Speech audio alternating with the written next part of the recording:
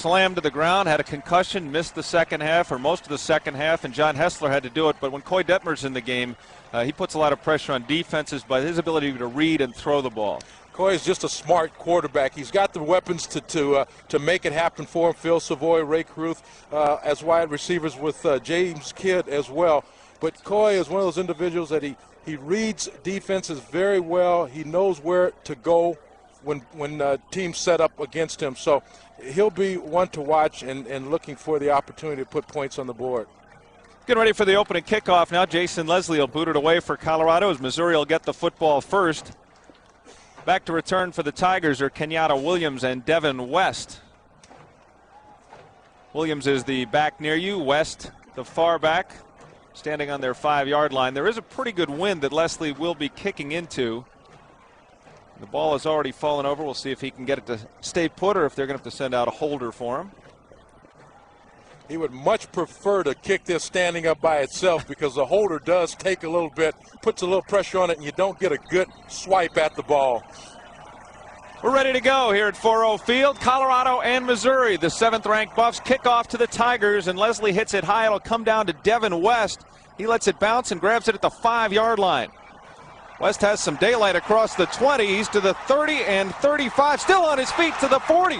He's out across midfield before he's taken down by Damon Wheeler. I'm sorry. 2 number 2s. I got confused there. And Damon Wheeler with the tackle. But a great start for the Tigers as West breaks it big on the kickoff. Well, Devin West is the backup tailback and pretty exciting in his own right. Here you see him just takes it to the outside, breaking tackles and just sheer determination, starting the Missouri Tigers in very good field position. There you see Devin West. Corby Jones, your quarterback. Missouri comes out in the eye. 1st and 10 from Colorado's 46-yard line. The give goes to the fullback, Janes, right up the middle. Ron Janes, 6'3", 255 pounds. Well, we talked about Corby Jones. What a great game last week as he went for 187 yards. His dad, of course, is Curtis Jones, the running back coach here at Missouri. Well, we had a chance to talk to his father a little bit before the game, and he's really excited about his son. But one thing he says, his son is young, he's with a very young team, and it's important for him to develop at that position. 2nd and 7 for the Tigers. This time it's the tailback, Brock Olivo. He gets good blocking until Dalton Simmons can corral him, but he's got 1st down yardage out near the 35-yard line. Well, Missouri has a very good offensive line. If there is a position or positions that they feel confident about today, that is up front. Their left guard, Mike Morris, Russ Appel, their center, and Todd Niemeyer are key offensive line players. There you see the skill position players and the guys up front. Riddy and Niemeyer on the right side. 1st and 10. Split backs now behind Jones. Play action to Olivo. The quick throw comes out to the near side to Brooks. And Brooks is down to about the 27. Marcus Washington makes the hit. Take a look at the starting lineup for the Colorado Buffaloes. Up front, Greg Jones and Ryan Olson have done a great job getting to the quarterback along with Billy Mau and Nick Ziegler. The linebackers are Russell and Phillips, Ron Merkerson on the strong side. And in the secondary, the corners are Washington and Simmons, and the safeties are Ryan Black and Steve Rosga. 2nd and a long yard for Missouri as they have come out very impressively with the football to start this game. Rosette Jenkins goes in motion. The give goes to Olivo, and again he's got room over the left guard, and he's got a 1st down to the 21-yard line. They're running behind big Mike Morris, number 62. Well, this is where they wanted to attack Colorado, and they wanted to come out very aggressive early in the game, taking the ball right to. Now, you notice they're not using the option quite yet, but they're taking the ball right up the middle. Quick handoffs to the fullback, to the tailback.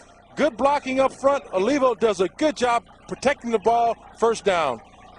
1st and 10, Missouri from the 21-yard line. 3 wide receivers now for the Tigers. Jones options to the near side. Greg Jones comes up to get him along with Nick Ziegler as the 2 ends get upfield. Well, this is going to be tough for Missouri. Colorado does a very good job in the box from tackle to tackle on teams that try to run it off tackle or outside. Corby Jones is going to have to make reads very quick and determine if he's going to keep the ball or pitch. That's the offensive coordinator, Jerry Burnt, who faces a 2nd and 8 now for Missouri. Again, they go to the I. James, the fullback, Olivo, the tailback behind Jones.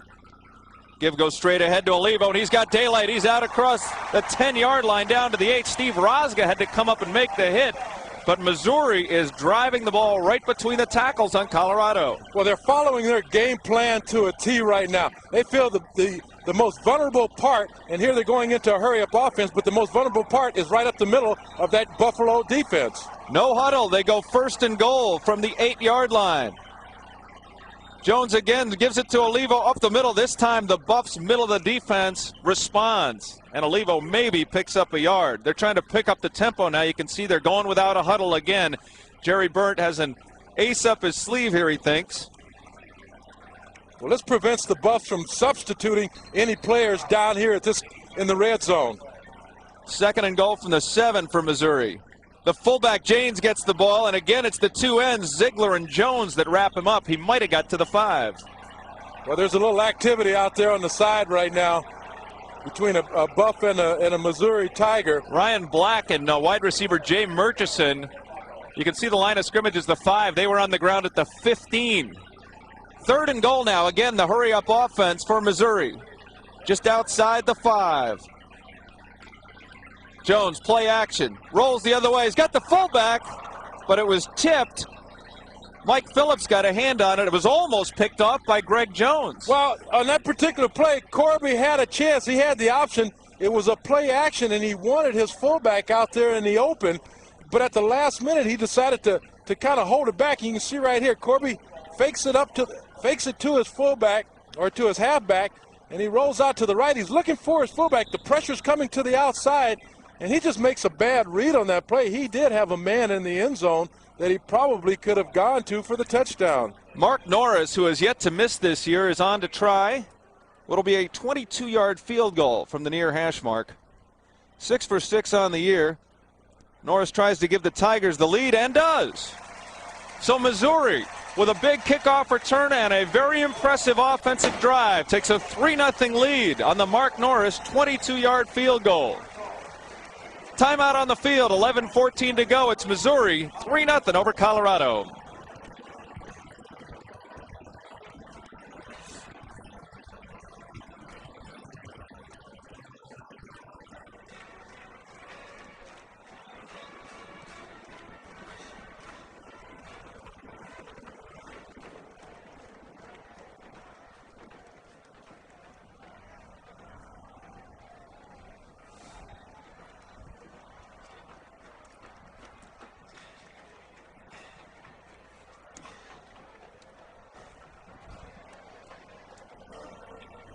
Welcome back to Columbia, Missouri, where the home fans are very happy at the moment. The Missouri Tigers, 20-point underdogs to the University of Colorado, come right down the field with the opening kickoff. And it started again, as you see many times, Haven, with the special teams getting a big play done. Well, you know, first of all, the kickoff, getting good field position, but then establishing a running attack where they were attacking the Buffaloes, the middle part of the line, and that was pretty aggressive. Now, Larry Smith said yesterday to us that he knew that the Buffs were going to be aggressive from the outside. They are very aggressive on those down line, so he was going to look for a way or an area of weakness. He seemed to have found one in that early drive, and that was impressive. Colorado has just given up 96 yards a game on the ground, so the fact that Missouri was able to take it right at him and run for 33 yards on that drive would indicate that Colorado's got some adjustments to make as far as attacking the Missouri attack. Well, Missouri certainly caught them off guard early in the game, but, you know, the Buffs, their defense this year has been their big play, big play unit. And I think for that particular drive right there, the Buffs will make the adjustments the next go-round. Scott Nickman will be kicking off for Missouri. Deep for Colorado are Ryan Nunez and Marcus Stiggers. The kick will come to Nunez at the 8. Nunez comes to the near side, and he too has a lot of daylight with his speed, shoots across the 30 to the 33-yard line. And here comes the Colorado offense for their first opportunity with the football. Of course, you start with Koy Detmer when you talk about the Colorado offense. 14 touchdowns and 7 interceptions. The 7 interceptions, kind of a high count. He has had a few balls tipped, though, but look at that efficiency rating. Well, you can't beat that. I mean, 147.8, that's one of the highest in the country. 1st and 10 for the Buffs. Detmer hands off to Herschel Troutman, and Troutman is hit but drives forward across the 35-yard line. Kevin Ford came up and made the hit. Troutman gets the start behind Detmer. The wide receivers, Rae Carruth, Phil Savoy. Chris Anderson will start because James Kidd had arthroscopic surgery. He's going to miss a couple of weeks, should be ready for the Kansas State game. And there you see the Buff offensive line, Welsh and Smith on the left side, Adam Reed the center, the All-American candidate Chris Nioli at right guard, and Melvin Thomas the big right tackle. 2nd down and 6 for Colorado now after the Troutman run.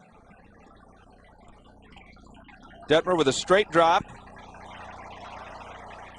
Out to the right. Nice catch made by Hefner. Now ruled incomplete as Hefner was rocked by Al Sterling.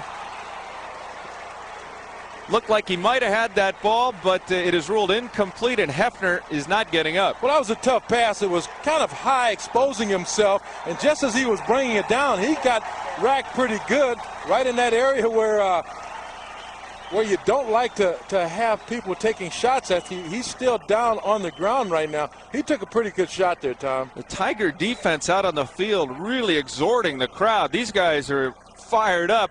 And Brody Hefner, who has 12 catches this year, had half of them last week when he was pushed into action against Texas, had a big game. And you can see by the way he tried to catch that ball. He's a nice pass-catching tight end, but he's a little slender for the position right now. Well, he is. He doesn't have as much, but at the same time, the way the ball was thrown, it laid him out. And on that particular play, Koy Detmer had a little time. He was looking down the field, and the tight end was his secondary receiver. And you can see Koy was looking for an open person, and at the last minute, that's a long throw. He stretched him out there, and boy, what a shot by the cornerback. I believe that was Shad Chris.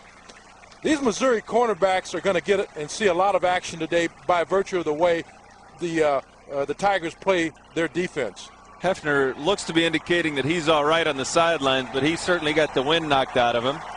Crowd gets into the game now. 3rd and 6, 3 wide receivers for Colorado. Detmer looks down the field. Pass is tipped off the hands of Savoy and almost intercepted by Caldernoff Easter. He had it right in a breadbasket. And so almost another tipped interception for the 2nd straight week. Colorado is turned away on their opening drive. Well, Detmer had his man open that time, but it just came off the hands, and Easter did a nice job. He was in position there for the interception. You can see the ball, just lack of concentration there a little bit. The ball off the receiver's hands. Esther just did not bring it in. Nick Peach comes out to punt for the Buffs. Kick it away to Randy Potter.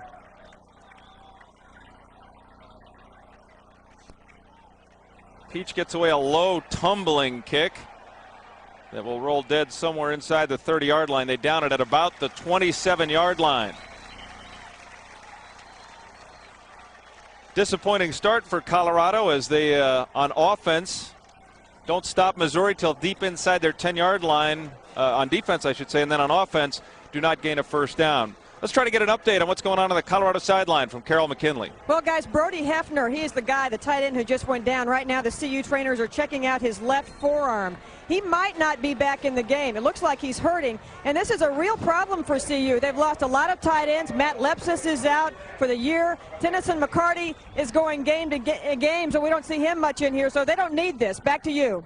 Thanks, Carol. 1st and 10, option by Corby Jones. He's hit but manages to get the pitch out, and Brock Olivo picks up good yardage to the 35-yard line. Marcus Washington comes up to make the hit.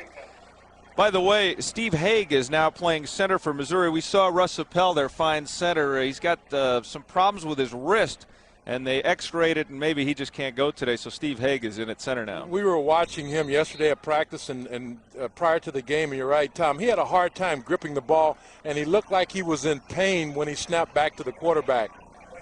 Colorado's defense being tested on the ground by this Missouri option attack. 2nd and 2, 35. Give goes to the fullback, and Janes is out across the 40 for first down yardage. Matt Russell makes the hit. Well, Missouri continues on offense to find that soft spot right up the middle, and they're running it very effectively off the left or off the center and the right tackle. You can see it's just a straight handoff. This also sets up that option pretty well, but right now they don't need the option because of the good fullback play or the good running attack they have up the middle. Aaron Marshall into the game for Colorado in Willie Maumau's spot at the left tackle spot, along with Ryan Olsen, as the two tackles have their hands full right now. 1st and 10 out across the 40. Jenkins in motion. Play action, and Jones will throw. He's hit as he throws. Greg Jones again getting into the face of Corby Jones. Well, the coaches want Corby to complete a couple of passes from a confidence standpoint. He is not the best passer that they do have, but at the same time, if he can complete 1 or 2 passes early in the game, it will help him out tremendously in running the option. Bring up a 2nd and 10 for Missouri as you look at the head Tiger. 2 wide receivers split out to the top of the screen. Eddie Brooks, the wide man. Rosetnew Jenkins is in the slot. Now Olivo goes in motion. Jones back to throw. Has it out to Olivo. He's taken down by Merkerson and Washington. Picks up about 3 on the play. Well, that's a pretty safe throw and a pretty safe call for Corby, and one that he needed certainly to complete to try to get his confidence level up. But if this offense is going to be effective with Corby Jones in it against this Buffalo defense, Corby has to be able to throw the ball down the field. So big 3rd down, 3rd and 6 for Missouri. They go with 3 wide receivers. Jay Murchison is the receiver into the game to the near side as they go shotgun.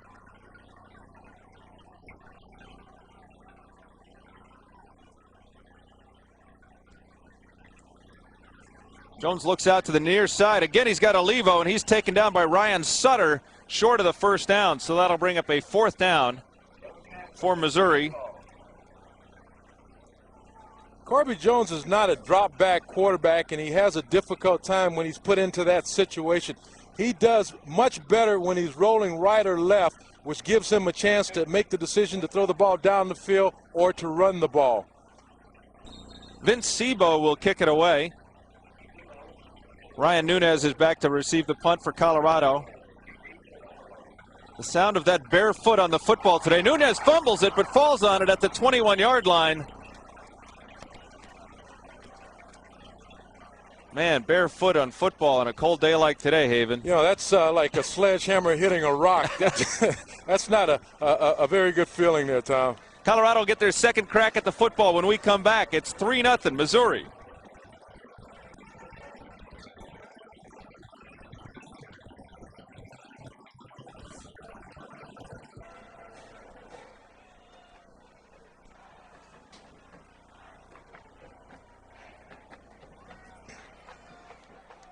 Okay. It's just marvelous. I need some warm, sweet tea.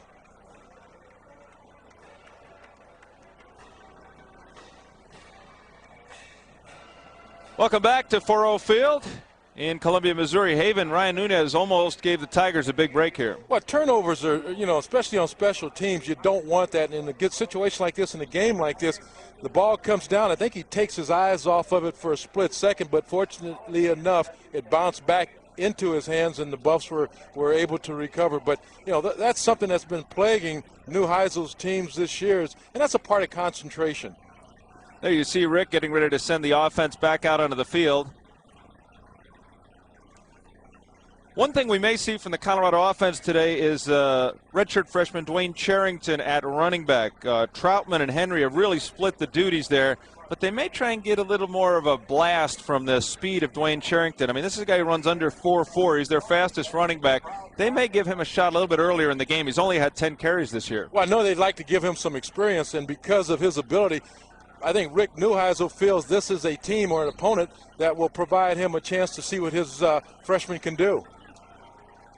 Herschel Troutman will be the tailback. 1st and 10 from the 21. Savoy and Carruth are the receivers to the top. It is Troutman following Andrew Wells. She makes a nice move and gets out to the 30-yard line.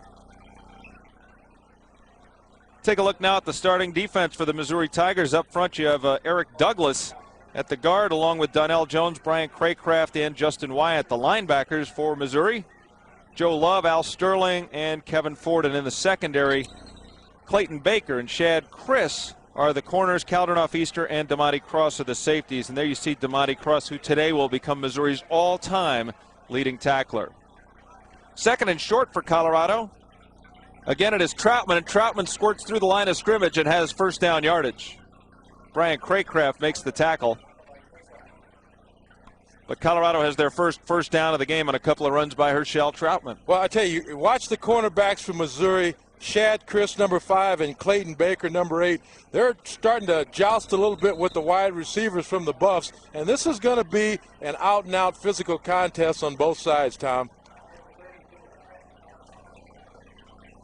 Rae Carruth comes out to the near side. It is Savoy to the top of the screen. 2 tight ends for Colorado. Third straight carry for Troutman. And this time he doesn't pick up much at all. Again, it's Craycraft with the tackle.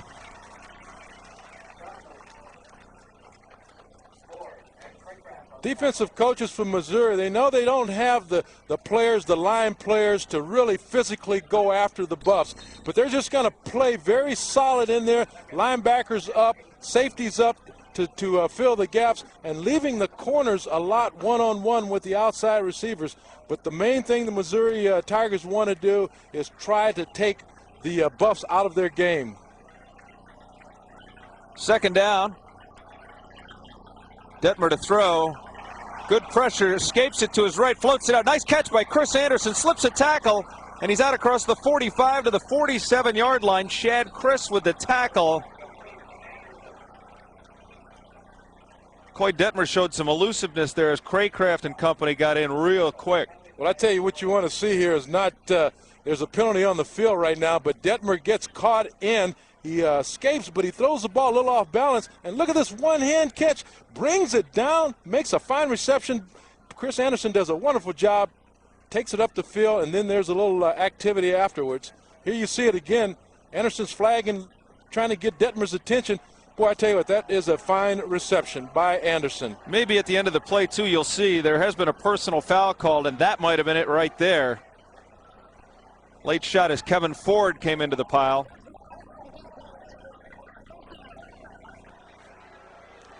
Well, this secondary for Missouri is very active and very physical, and what they're attempting to do right now is show that they're not going to back off and try to intimidate the Buff receivers. Colorado goes with 3 wide receivers on 1st and 10 from the 37, and Detmer will throw on first down. Over the middle, and again he throws the ball high, looking for Phil Savoy, and it seems like every throw Koy Detmer has made today has been high. Well, you know, they haven't been as accurate, and he's a little off right now, a little rusty probably. Wonder if the ball's a little bit slippery, too. Let's check in down on the field once again with Carol McKinley. Hey, guys, you know, back in 1989, 1990, there was a 5th down game where CU actually won the game after a 5th down in the final seconds. You guys still think about that?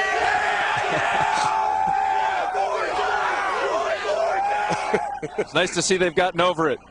Herschel Troutman picks up about 4 on first down. On second down, I should say, after the incomplete pass down to the 32, Justin Wyatt takes him down. That'll bring up a 3rd and about 5 for Colorado. Well, Colorado's got to get themselves into a little rhythm on offense. And, you know, Koy is not certainly bashful about passing on first down, but I think their asset is attempting to pick up 5-6 yards first down on the rush and then put the Missouri defense on their heels after that. Big 3rd down for Colorado from the 32. They need to get to the 27. Detmer again, the straight drop. Short pass is complete to Hefner, and Hefner's got the far sideline down inside the 10-yard line as he runs through a tackle by Terrence Binion.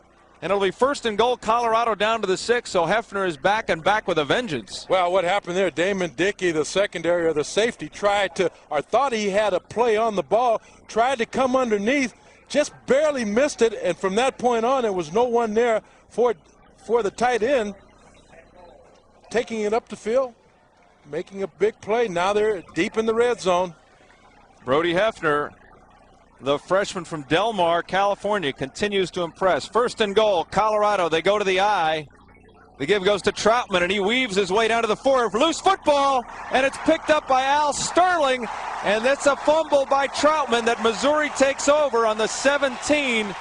Al Sterling with the football, and for the 4th time this year, Colorado has coughed up the ball inside an opponent's 10-yard line. Well, after a big play, a big completion, now here's a turnover. One of the things, again, that has plagued the Colorado Buffaloes up to this point is getting in critical situations, scoring opportunities, and then turning the ball over. It looked like Sterling's hand might have got in there and actually caused the fumble that he recovered. Couldn't see from that angle. We'll see here if Sterling gets a hand on the ball. Well, you can see taking the hand off, and just as he tried to cover up, the hand did come in, slap the ball away. Very alert by the Missouri Tigers, picking the ball up. Now they have the ball in their possession. 1st and 10 now for Missouri after the big turnover. Jones gives it to the fullback Blackwell, and Blackwell powers ahead to the 24-yard line. Blackwell, one of the exciting players on this club. They really like him. 6'3", 249, and he can move. They say the coach is straight ahead speed. He may be the fastest guy on the team. 40-yard dash. He explodes. And one of the things they want to do is get the ball in his hands, because once he passed the line of scrimmage, they feel with his speed and his strength, he could go all the way. 7 yards, set up a 2nd and 3. Again, Blackwell, the fullback. Give goes to Olivo, and Olivo follows Blackwell for a 1st down out to the 29-yard line. Matt Russell has to make the tackle. Brock Olivo, the only back in Missouri history to have 2 games of over 200 yards rushing. Well, Brock Olivo, they call the throwback runner. The kid he loves to run. He likes to run, not just straight ahead, but through people. And he makes some pretty nifty moves. He scored the winning touchdown in last week's game against Oklahoma State in overtime. 1st and 10 as Missouri continues to grind it out on the ground from the 29-yard line. Jones looking to option, cuts back. That was not a crisp-looking option, and I think Corby Jones was stuck with the football, Haven. Well, he made something out of nothing there, and you're exactly right, Tom. He wanted to really take it, spread it out a little bit further, but that's, again, the strength of the CU Buffs defense, and that's in from tackle to tackle in the box. You see, that time he had to turn it up a little bit quicker than he wanted to. Didn't make much on that. 2nd down now. 2nd and 9, 31-yard line. Jones gives Olivo the football again. Again, Olivo goes up the middle. Billy Mau and company grab him after a pickup of maybe 2 on the play. Well, this is the tough situation for the Tigers right now. They want to get more yardage on 1st and 2nd down, keeping Corby from having to pass the ball too far down the field. Now he's got a 3rd and long, and this is where the situation that the Missouri coaches really want to keep Corby Jones out of. So it's 3rd and 5 now. Jones again goes to the shotgun. 3 wide receivers. Torrey Coleman into the game in the slot to the near side, but it's Jones on a quarterback draw, and Jones is grabbed by Matt Russell short of the 1st down and takes a lot of punishment on his way to the ground. But at 6'1", 215, this isn't your average quarterback. He is a tough kid. He is a tough kid. And that play, when it started or when it began, it looked like it had a lot of opportunity. But Russell does a fine job in reading the ball, closing down very quickly the opportunity for Corby Jones to take it to the 1st down. Ryan Nunez back to receive the punt again as you look at Matt Russell, the fine All-American candidate for Colorado, one of the 11 semifinalists in the Butkus Award competition. Sebo's punt. Nunez will signal for a fair catch, let it hit out of bounds at about the 26-yard line. So Colorado will take over. Frustrating 1st quarter for the Colorado Buffaloes. They trail Missouri 3-0. 2:22 left in the 1st quarter. We'll be back to Columbia.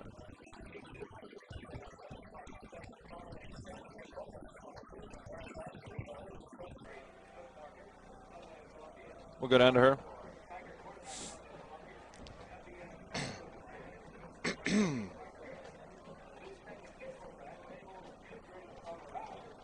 They don't look very crisp.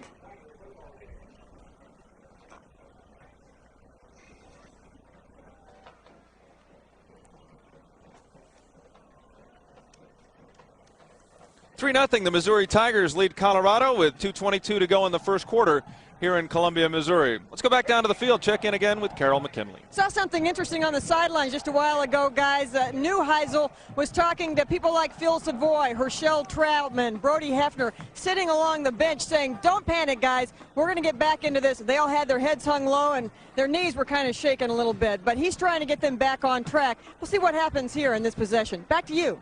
Thanks, Carol. Another dilemma that CU faces right now is the rushing yards. So far, Missouri has already carried the ball for 66 yards. Now, CU gives up 96 a game. They knew against the first look at this year against an option attack it was going to be tough, but Missouri's had great success rushing the football. Well, and when you start off like that too, Tom, and you can't make the adjustments right away and your opponents continue to make yards, that does cause you to have some concern. And right now, CU has to – on this particular drive or possession, they've got to make something happen offensively, using the run, using the pass. Right now, the pass is not benefiting them at all. And, of course, the fumble down in the 5-yard line, which is something that has become far too common 4 times this year now for Colorado, stopping their last drive. They take over again just outside the 25-yard line. Give goes to Troutman, and boy, is he jacked. Took a big shot there by Sam Joshua, the Bandit, and might have gained a foot or so. These guys on Missouri, they're not bashful. These guys are hitters, and this is a big game for them, and they know that they've always played. Now, there's an injured Missouri player down on the field, but here you can see right now, coming right up the middle, there's just nothing there, and a lot of gang tackling. Down on the field is Steve Erickson, defensive end, a redshirt freshman out of Dallas, Texas. And as you can see, they are looking at his legs there, and he's not feeling very good right now. Well, he got caught up in a mass of humanity right there, and he probably took a beating himself, but he does look like he's in pain. You know, we talked to some of the coaches before the game on both sides of the ball, and it was interesting to check in with Ricky Hunley, the former Denver Bronco linebacker, now working as the defensive line coach for the Missouri Tigers. And one of the things I got from him and talking to him was the level of excitement he has in his players like a Steve Erickson, all his defensive linemen, the fact that he has that motor and he likes to get them in and get them out, and as soon as you make a mistake you come out and the guy next to you runs in there, and he likes to keep a level of energy on the defensive line for the Tigers. Well, you know, they're certainly from a talent standpoint, they're not the most talented team, but they do have a lot of players that play the game very hard and very committed. And when you rotate like that, when you get that kind of enthusiasm, you keep it going, Tom. And Ricky has done a real good job in coaching that defensive line in that regard. So Steve Erickson coming out, you can see, very gingerly with that right leg. Colorado facing a 2nd and 10 from the 25-yard line now.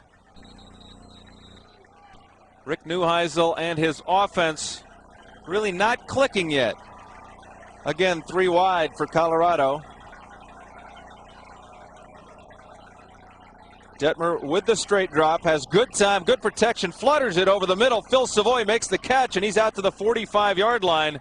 Even that throw is not very crisp. No, it wasn't, but, you know, the one thing that it did do, he's got receivers down the field. Koy Detmer does have his receivers down the field. It's just a matter of getting the timing down and making it happen. You can see he takes a straight drop back. He has to look back to his left side. There he is. Savoy does come up with the big play, and Savoy has been their big 3rd down player for long yardage for the Buffs. Another first down for Colorado. This time Lendon Henry into the game gets the football, and he powers out to just short of midfield before gang tackled back across. Clayton Baker there, along with many others for the Missouri Tigers, and DeMonte Cross. Yeah, this is what the Buffs need to do right now. Pick up good yardage on first down. Lendon Henry does a good job, and starting up the middle, coming off to the left side. You get 5 yards on that first down, and makes your play calling, your selections a lot easier on 2nd and 3rd down. 2nd and 5, Troutman stays in the game. Also checking in the slot to the top is Darren Cheverini. Give to Henry again, and he picks up a couple of yards right over a big pile in the middle of the line of scrimmage. Well, it's not a bad play call, second down. They wanted to get a little bit more out of that. But with the 3 wide receivers for the Buffs, they're hoping to take a lot of that linebacker play out of position. And if you bust a play up the middle on a call like that, it could go for a long way. So a big third down with 20 seconds to go in the first period. So far, the Buffs 50% on third down. Detmer looks to his right, comes back to the left, throws it high over Phil Savoy. And once again, Koy Detmer having trouble controlling the football. Baker had the coverage on Savoy. Well, you made an interesting point earlier, Tom, with the cold weather. It is difficult to grip the ball, and most of the balls now that Koy has been throwing, they have been high, like taking off on them. So that could be a factor. The other two is that he may not really be in sync from last week. Nick Peach has to come out and punt for Colorado as they face a 4th and 3 from the 48-yard line. Randy Potter, the return man for Missouri.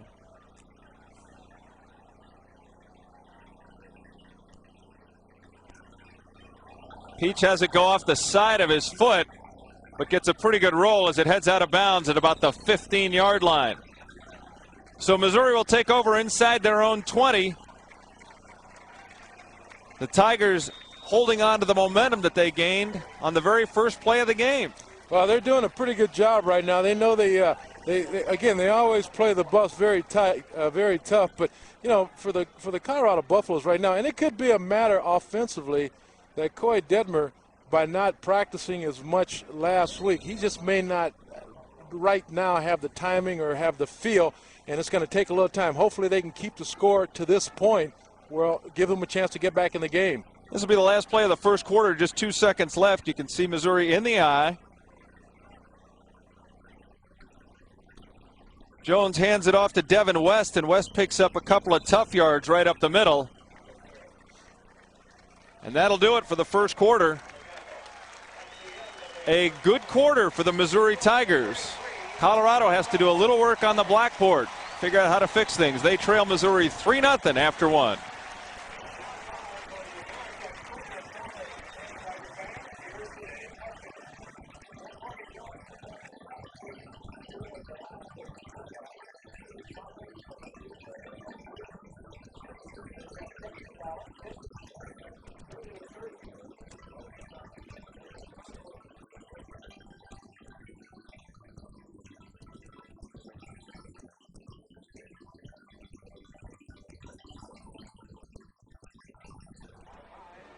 Hey, Clay.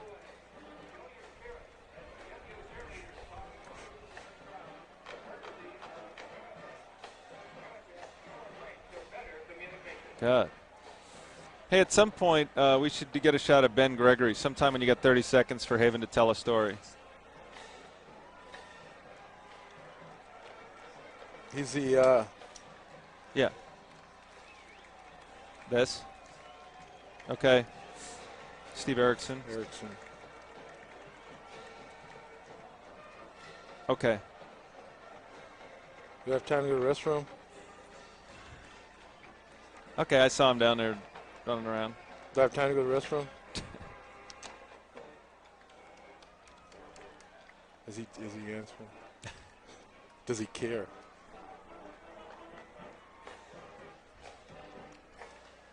I know I messed up on 22. Yeah, you had the wrong guy. The wrong team.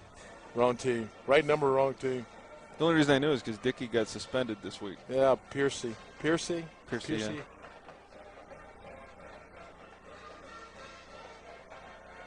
Oh, well, he's got eligibility at Missouri.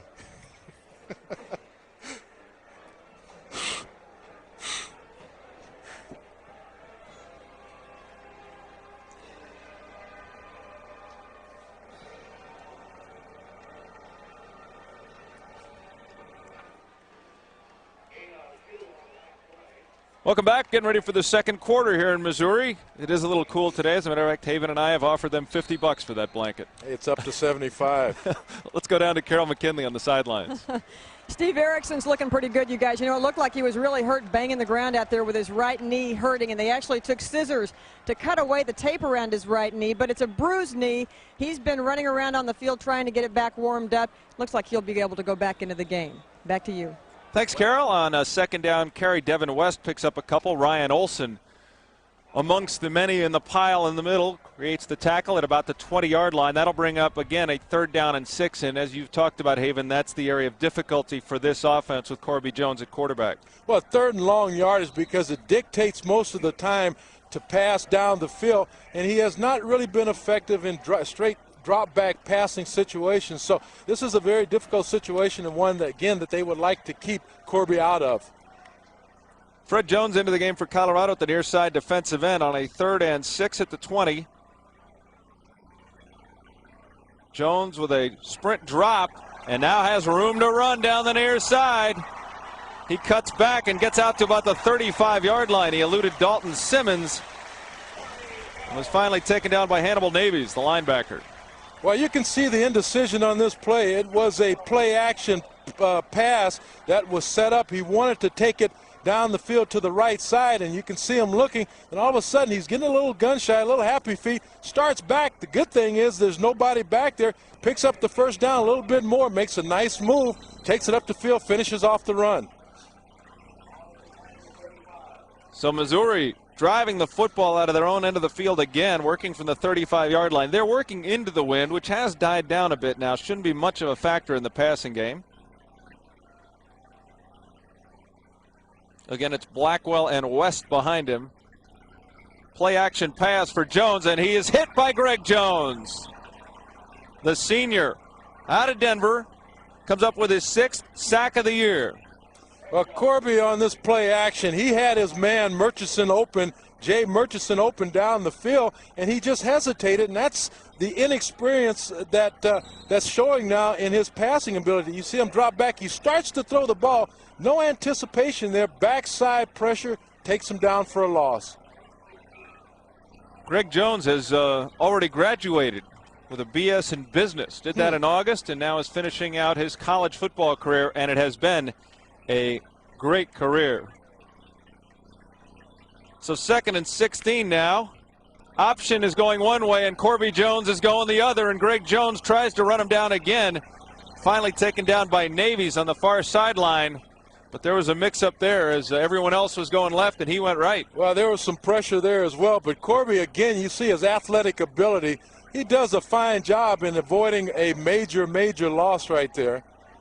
You can see it again now. He just comes back. He starts to step back up. He sees he has no room there, but he takes it outside, makes some pretty nice moves to avoid being sacked for even more of a loss there. But I think there was a mix-up on that play, Tom. 3rd and 12 now for the Tigers. Working from the 33. They go with 3 wide receivers now. Brooks and Torrey Coleman split out to the near side as the referees stop things. And Colorado, I believe, has called a timeout. Yeah, the Buffs used their first timeout of the first half as they wanted to get square on defense. So with 12:13 to go in the second period, Missouri leading 3-0. We'll see what happens on 3rd down after this.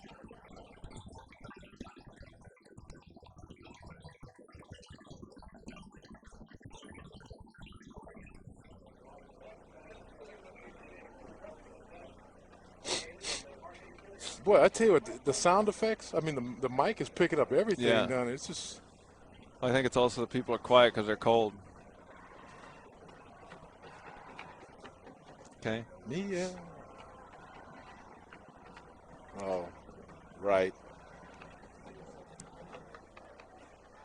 And there you see Greg Jones, who picked up his 23rd and a half. I don't know how you say that, but his 23rd and a half all-time sack. He's 2nd on the list, chasing a guy who's having a pretty good year in Colorado himself. Alfred Williams holds the all-time sack record, and what a pickup he has been for the Denver Broncos. But Greg Jones still has some more time left in his college career, and if he were to have some monster days, might be able to catch Alfred Williams for the all-time sack lead. Well, you know, this Buffalo defense has become the big play defense. At one time, the offense was noted for that. So I would think the way they have been playing and the way they're starting to position themselves in terms of big plays, I think he would possibly have that opportunity. 3rd and 11. I was thinking one of the things Colorado might be thinking in taking that timeout is don't get caught up too much in the passing game. The guy you have to stop is the quarterback. Corby Jones is a 47% passer, but he can really run. He's got 5 touchdowns on the ground and a 71-yard TD among them. He can break the play for you with the football. He doesn't have to throw it to convert on 3rd and long. He'll be working from the shotgun again. 3 wide receivers out. Needs to get to the 45-yard line. Jones floats it out to Devin West on the near side. West comes up the field and gets to about the 42. 3 yards short of the first down. Terrell Cade playing some linebacker today. He plays defensive end and linebacker, mostly in the middle today. Makes the hit. And Missouri will be facing a 4th and 2. There is a flag on the play. Well, it was a really good call by the Missouri Tigers because they did have that Buff defense spread out, just getting that back out into the flat, getting the ball into his hands and letting him take it up the field close to a first down. I tell you, it's about a yard away, Tom, 1.5. But with the penalty, the holding call from the spot of the foul, I think Colorado will move him back.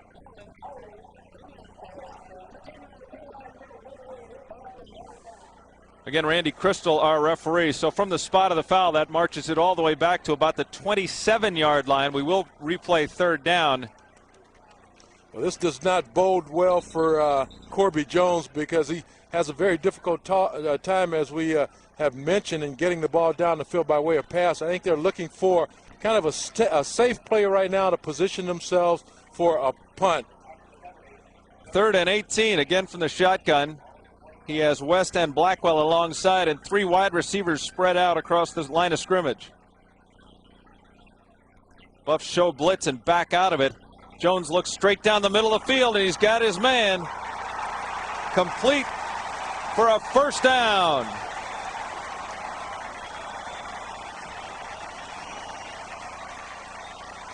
Torrey Coleman makes the catch, and they convert on 3rd and 18. Just when we say Corby Jones has a difficult time throwing the ball downfield, he finds Torrey Coleman right over the middle. Nice release pattern. Good sized target, 6'2", 185 pounds. He releases off the line, just looks for that open area, makes himself available, takes the ball. Enough for a first down, Missouri Tigers. So far in this first half, Missouri has been making all the plays. Devin West gets out to midfield on the driving play up the middle. Late flag flies in. The Missouri Tigers yesterday when we were at their walkthrough, Haven, didn't seem all that animated, but there was an air of confidence. The coaches, however, seemed very animated. They felt they had a game plan that could beat a team like Colorado. Well, and that was the thing that was really impressive. And here we hear the call. It appears to be going against Missouri. But the coaches did feel that they had what they thought was going to be something that was going to be confusing to both the Buffs offense and defense, and right now it's starting to prove itself out to some degree.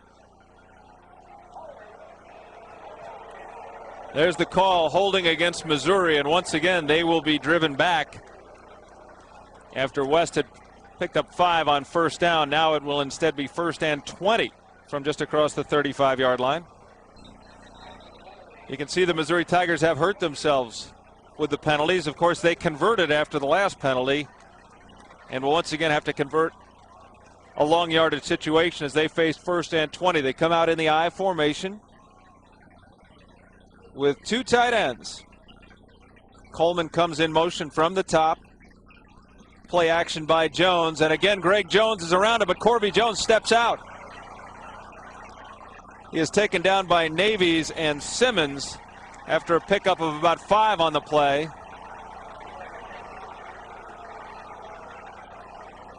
I think the Tigers were looking for a little late hit down there. There's a lot of action right by the sideline. Well, what happened to that play, just as Corby was going down, some of the Buffs were coming after him. You see here, Corby Jones gets caught.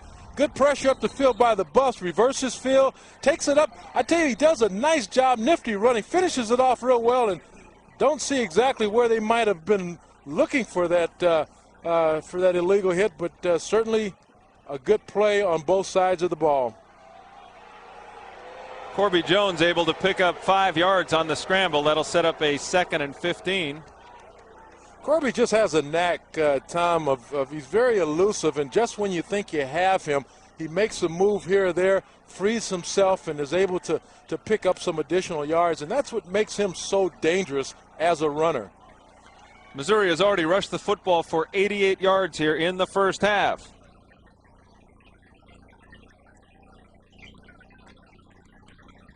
Fakes the toss to West, now keeps it, and Jones squirts through, and now he's got some daylight and first down yardage. Rosga pushes him out of bounds at the 43-yard line. But Corby Jones making the plays, and it doesn't matter the down or distance right now, the way their offense is clicking. You know, what the Buffs have to do is, one, contain Corby Jones. He comes out, he does a nice job reading, faking the pitch, then taking it up the field. Corby Jones is strong. He's 216 pounds, and when you try to arm tackle him, he just breaks away. Nice run, nice pickup, first down for Missouri. He was the Big 12's Offensive Player of the Week last week, and now with 8 carries and 43 yards is moving the Missouri Tigers. They work from the Colorado 43-yard line now on a 1st and 10. Jones will give it to West again, and West is wrapped up by Ziegler, but picks up a couple of yards. Well, that's an important play. It may not pick up a lot of yardage, but when you run the wishbone or the option, you need to have that fullback to make sure that that defense stays honest.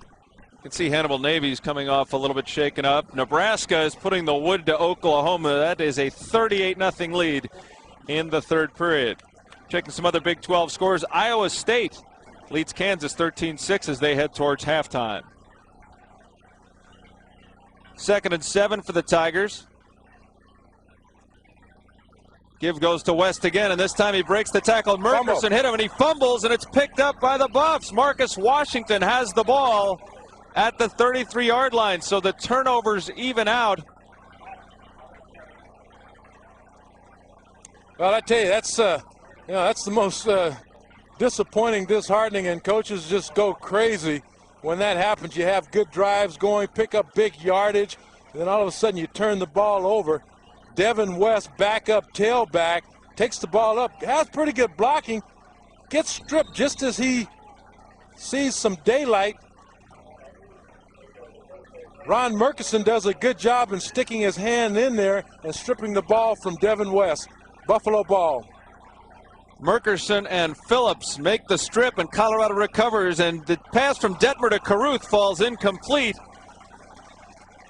Darryl Chapman had the coverage, but again, Koy Detmer still looking for his touch right now. He's struggling to find his receivers. Well, he's got the touch, but the timing, the receivers are wide open, but he's either leading them too far in, too far to the left or the right, or throwing the ball too high. And you can see here, Detmer drops back. He's got the guy wide open, but the ball is thrown too far to the inside, and there's just a timing factor right now, Tom.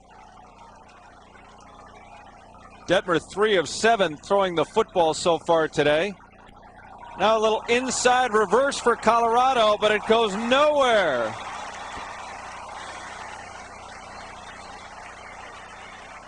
Ayub Abdul-Rahman got the ball, but there was a little too many Missouri Tigers in the neighborhood. Jeff Marriott with the tackle. You know, Tom, when you at this stage of the game, when you're starting to try your trick plays, here there's an inside reverse right there. It never had a chance from the beginning. Missouri read it quite well, stopped for a big loss. Looked like they were going to option that ball again with Rahman being a quarterback, that he was going to continue to option that football. The crowd roars for the Tiger defense on a 3rd and 13 from the 31. Detmer again back to throw, this time with excellent protection. Lays it out to the far sideline, and he's got a man. It's complete, and going into the end zone. Touchdown!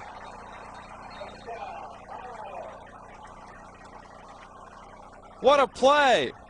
Carruth got behind the defender, made one move, and sailed into the end zone. And Colorado, just like that, has the lead. Well, I think that was a matter of the Missouri Tigers being so enthusiastic on stopping the previous play. I think they let down in the secondary because Carruth came all the way from the right side, and worked his way open, especially when Detmer was scrambling to the left. I think it was a breakdown more than anything in the Missouri secondary. Jason Leslie will try the extra point now.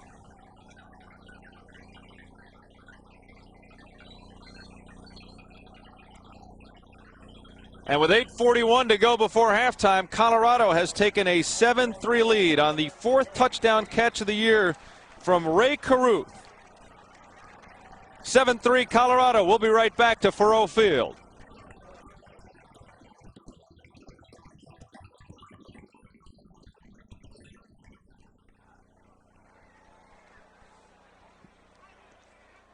Okay.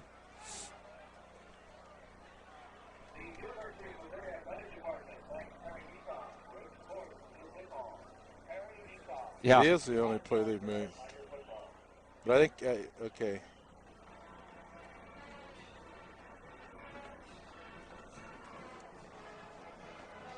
Welcome back, Haven. Let's take a look at it again as Koy Detmer finds Rae Carruth a 69-yard touchdown. Well, he didn't have anyone open initially. He drops back. You see he's looking. Now he's starting to wave his receiver on. He's looking at the tight end.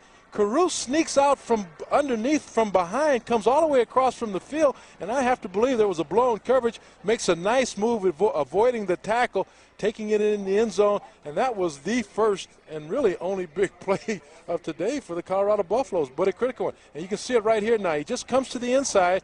Cornerback just lets him go, and he's weaving his way, and then all of a sudden he just reappears uncovered. Nice job. Never gave up on the play. I have some numbers you may not be familiar with. 4-1-7. That's what he's run a 40 in. Well, there was not going to be too many people that was going to catch him. He did get caught right there, but was able to take it into the end zone. But 4-1-7 is an unreal 40 time. Clayton Baker, by the way, does run a 4.36, so he was the guy who caught him. So Baker showed great speed in being able to run down Carruth. 69 yards, his longest play of the year, a touchdown pass, as Colorado has in essence made one big play, and that's been good enough for a 7-3 lead here in Columbia. Jason Leslie on for the kickoff now for the Buffs. Again, it is West and Kenyatta Williams back to receive at the 5-yard line for Missouri. Low bouncing kick. Devin West finds it at the 7-yard line and is taken down. Brandon Southward grabs him at about the 19-yard line, and that's where the Missouri offense will come out on the field. Well, we'll see now if that play on offense by the Buffs will fire them up on defense as well, and as well to see if Missouri can still be effective in attacking that middle part of the Buff offense or defensive line. One thing they would like to do is get their fullbacks rushing the football. They seem to be content with that early in the game. And then when Olivo came out, they went with Devin West a little bit more. He did not have quite the success. You can see that now number 27, Brock Olivo, is back in the game at tailback for Missouri. Now trailing 7-3. Ron Janes, the fullback in front of him. They now move into the split back set. Olivo moves early there. The give goes to the fullback, Janes, and this play will come back for illegal procedure against Missouri. Well, you see that time and time again. They give up a big play on defense now, and they had things going quite well offensively, and all of a sudden the miscues are coming up, the fumble, which gave the Buffs an opportunity to score. And this is a coach's nightmare right now. You don't want you see an offsides or illegal motion penalty on Missouri, but you don't want to see the team come unglued after that. So it'll be 1st and 15 for the Missouri Tigers. You know that fullback, Ron Janes? I don't know how you get a nickname like that. They call him Rhino, and maybe it has something to do with the 480-pound bench press. That could be it, but I don't know. He gets the handoff and gets whacked. Matt Russell and company, Ryan Olsen and the like, step right into the hole, and Janes doesn't get anything. Well, I think he was bench pressed by Matt Russell on this particular play. You see Matt Russell, he does a good job stepping into the hole. He read that play quite well, stepped into the hole, met James at the line of scrimmage, and no yardage, a loss, matter of fact. So now 2nd and 15 for the Tigers. once again send out 3 wide receivers, go without the tight end.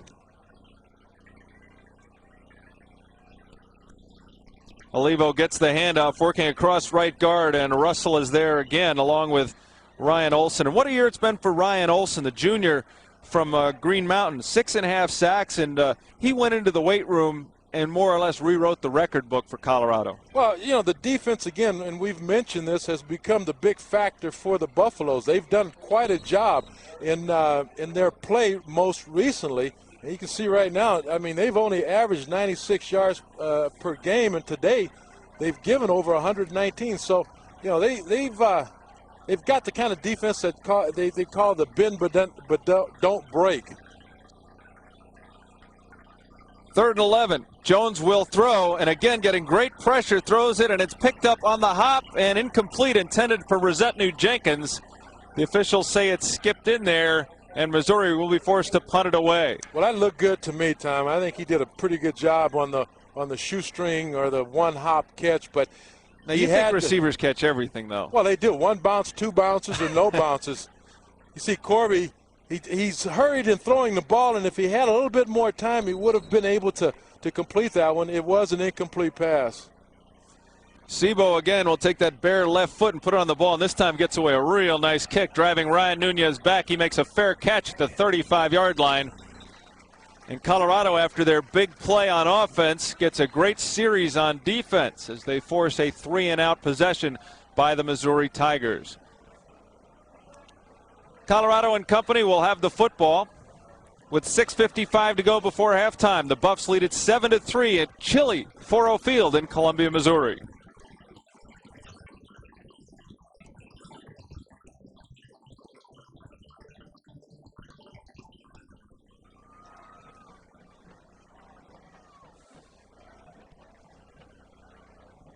Okay. It's starting to get cold. It's cold. No.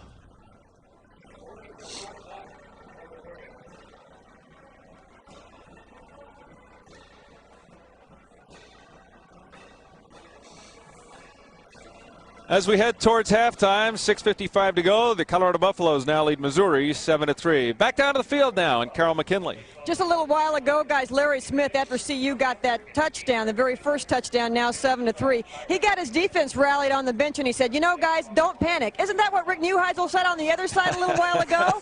He said, get back in the game, guys. We can do it. Then Shad Chris, the cornerback, comes over. He goes, guys, that was one gift. One gift. That's all we give them. We'll see. Back to you. All right. You saw Carroll down on the sideline. He couldn't help but notice Truman the Tiger behind her. He's also telling him not to panic. Well, that's kind of a California thing. You're laid back. You know, you're not in a panic situation. He says, hey, don't worry. Don't worry. We got him right where we want him. Rick Neuheisel and the offense huddling over on the sideline before they come out as they make their decisions about this next series. What does that do for a quarterback if you're struggling a little bit, all of a sudden you make one throw? Does that get you in your rhythm? Well, you know, for Koy Detmer, he's done that all year. You don't give up right away. I mean, you just don't let disappointments get the best of you. And he waited and waited, and then he found a particular play that broke for him. And now I think he's feeling that he's got the groove now. 4 wide receivers. Missouri shows man-to-man coverage, and Detmer comes out throwing, and he's intercepted. Picked off by Baker. And Baker's got the football down to the 44-yard line. So Koy Detmer, after throwing a 69-yard touchdown pass, is intercepted by Clayton Baker. I think he was looking for Shiverini there. And Baker, who ran down Carruth, I told you about his great speed, made a great play there. Well, so much for confidence. Detmer just didn't have this ball. I mean, this ball took off as well. His receiver was nowhere around.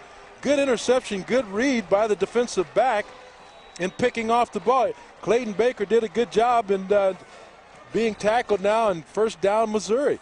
You see again the receiver, I mean, that ball was nowhere close to the receiver. Detmer is still having a very difficult time in locating his receivers, and his passes are nowhere near being pinpoint. Looked like a confusion interception in that he thought Carruth was going to break hard to the inside because he threw it to a spot where Carruth was not yet. Yeah, but the ball was still high, Tom. The ball was still high. First down, Corby Jones, options to the near side, cuts up field. Ryan Black got a piece of him, but not before an 8-yard pickup down to about the 36. Well, you're talking about momentum shifting back and forth right now. One interception or a fumble leads to a Buff touchdown. And here you see Koy Jones running the option real well. Good blocking out front. Nice hold, takes it up, big yardage, first down. Nice yards for a first down play.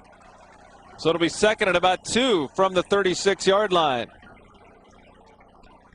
The fullback, James, gets the call. He and Russell go head-to-head, and Dalton Simmons comes in to clean up right at the first down marker. We'll probably get a measurement here as James picked up the 2. You know, Ron James is 6'3", 255 pounds. You don't have guards weighing that much, and this guy's got a handoff, and when he takes it up the field, his momentum just takes him 2 and 3 yards alone. Haven, you know I look like a weightlifter, but I really don't much. So tell me, if you squat 800 pounds, is that a lot? You know what? I think that's a bunch. Well, that's what Ron James does. 800 squat. It is enough for a first down, so from the 34-yard line, Missouri has 1st and 10.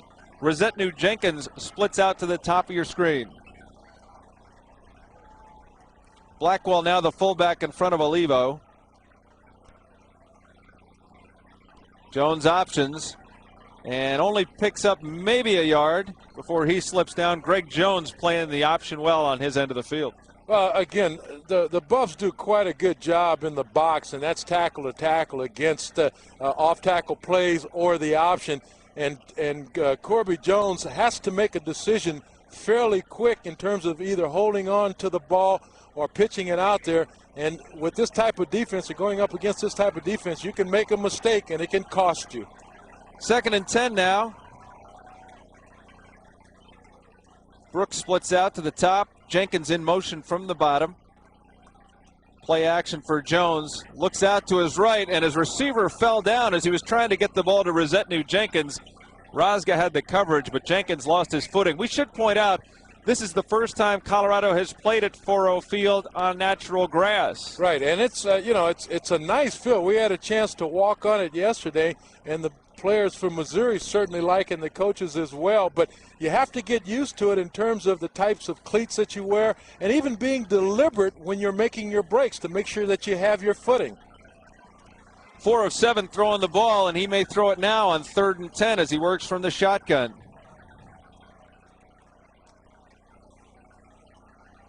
Jones looks out to the near side, now down the middle of the field. He's got a whole host of Buffs to deal with. He escapes the tackle and pitches it forward to Jenkins, who does not get the first down, but we saw Koy Jones ad-libbing as only an ad-libber can. This guy is really exciting, and while he did not make the first down, it was probably the most exciting 5 yards I've seen in a long time. He gets a lot of pressure from the Buffs. You know, he's still not confident in dropping back. He does drop back, but when the pressure comes, he moves real quick. You can see him breaking these tackles, has enough presence to see his receiver, and boy, does he take a shot.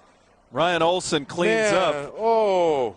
Rashidi Barnes had him by the jersey and couldn't hold on as we saw the strength of Koy Jones, and man, he got hit by Ryan Olsen. So now they face a 4th and about 6 from just inside the 30. Their field goal kicker, Mark Norris, has had a good year. As I said, he has not missed, now 7 for 7 on the year, but his long is 46, and this would be into the wind from about 47, so you're out at the end of his range. Also, if you're playing the number 7 team in the nation on your field, field goals aren't necessarily going to win the game for you. No, and they know this too. So, I mean, it may be one that they're thinking about it and trying to at least maybe, I mean, this is, what, 4th down and about 7 or 8 yards. About 6, yeah. They've taken a timeout to talk it over as Larry Smith and company need to make a decision. You can see the kicker, Mark Norris, is kind of hanging out by the huddle. Well, they usually do that. Kickers never included in huddles anyway. I can make it. He's saying he can make it, and the coaches said, what do you guys think? We'll see what they do. You can see Mark Norris, number 16, warming up just in case that is the decision made, and he is headed back to the sideline. It'll be the offense out on the field for Missouri. They're going to go for it on 4th and 6, much to the delight of the crowd. The crowd always loves it when you go for it. But when you don't make it. Yeah, it was a terrible call. That was a terrible call. We got to have the coach's job on that one. Coming out of the timeout, facing 4th and 6, we'll see what the Missouri Brain Trust, Jerry Burnt and company have called. Jenkins is in the slot. Eddie Brooks split out wide. Olivo and Blackwell are the backs. Jenkins goes in motion now. Jones jumped offside for Colorado, and Corby Jones now escapes the pressure and again makes his way upfield. He's got first down yardage to the 19-yard line. Corby Jones is making it all happen for Missouri. You can see why he was able to run them to victory last week against Oklahoma State. He's special. Well, there was no question that was intended to be a pass play, and he gave up on it a little bit sooner than he wanted. You can see the offside penalty against the Buffaloes. But he gets the first down anyway. Even with his inexperience, a guy like that can make things happen even when he does make the wrong move or wrong decision, and we saw it on that play. We're inside of 4.5 minutes to go before halftime. Rick Neuheisel has to be a little bit worried about how they can handle Corby Jones. So far, it's been very difficult at best. Colorado facing a fired-up Missouri team, 1st and 10 at the 19. Olivo gets the call, cuts back, and gets to the 15-yard line. Russell takes him down, but Olivo gets 4. Well, he's running behind that offensive line, that offensive line of Russell Pell, well, not Russell Pell, but Steve Haig. Steve Haig is doing a good job filling in for Russell Pell at the center position, and that's a pretty good pickup on first down, attacking that Buffs front line. Dalton Simmons shaken up on the play, and he's going to be escorted off by Dave Burton and company. Well, it's key right now for Missouri, with 3 minutes and 56 seconds to go right now, to move the ball, to get closer and closer into that red zone. And this is where the Buffs really rise to the occasion. Once their opponents get in the 20-yard line, they tend to shut them down, and we'll see what happens here. 2nd and 6, power formation again for Missouri. 2 tight ends out of the eye. Jenkins comes in motion from the top. Give goes to Olivo, and Olivo finds very little business off the right side of the offensive line. Maybe gets another couple of yards down to the 13. Well, we were talking about it before, but this is the area where the Buffs, they have, or what they're being called right now, the bend but don't break defense. They allow teams from the 20 and the 20 to move down there freely, but once they get into the 20-yard line or the red zone, they are very tough on their opponents. So another big third down, of which Missouri has faced many today. Jenkins, the lone wide receiver, comes out to the near side. They need to get just outside the 9-yard line to move the chains. Jones options to the near side, and he's got first down yardage. He's inside the 5. He's into the end zone. Touchdown, Corby Jones.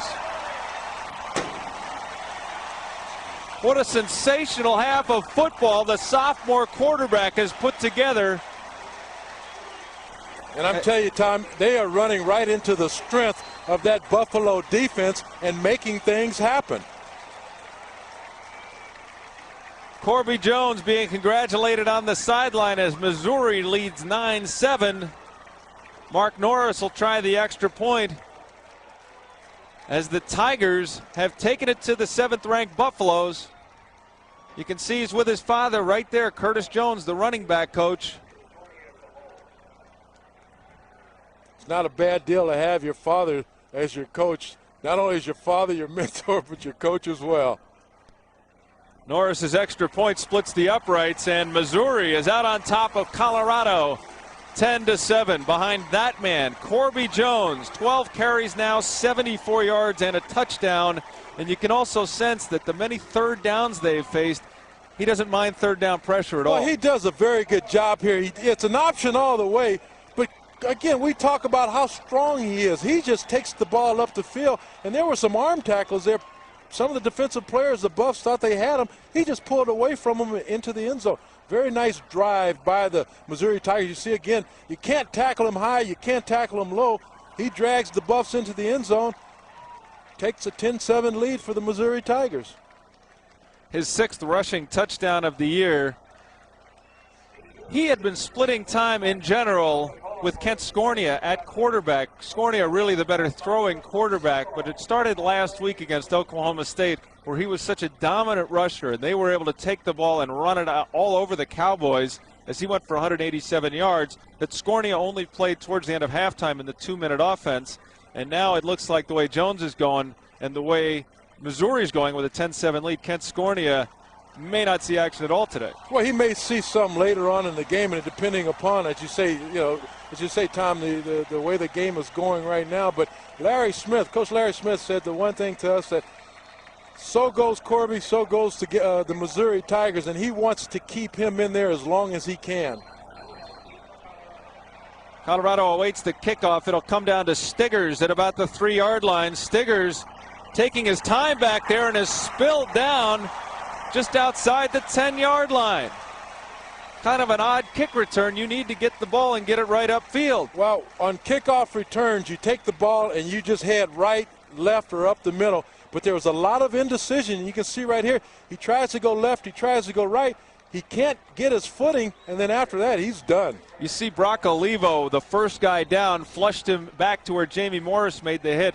Coaches love the fact that Brock Olivo, one of the best players in this team, plays on every kick team. He loves to play football.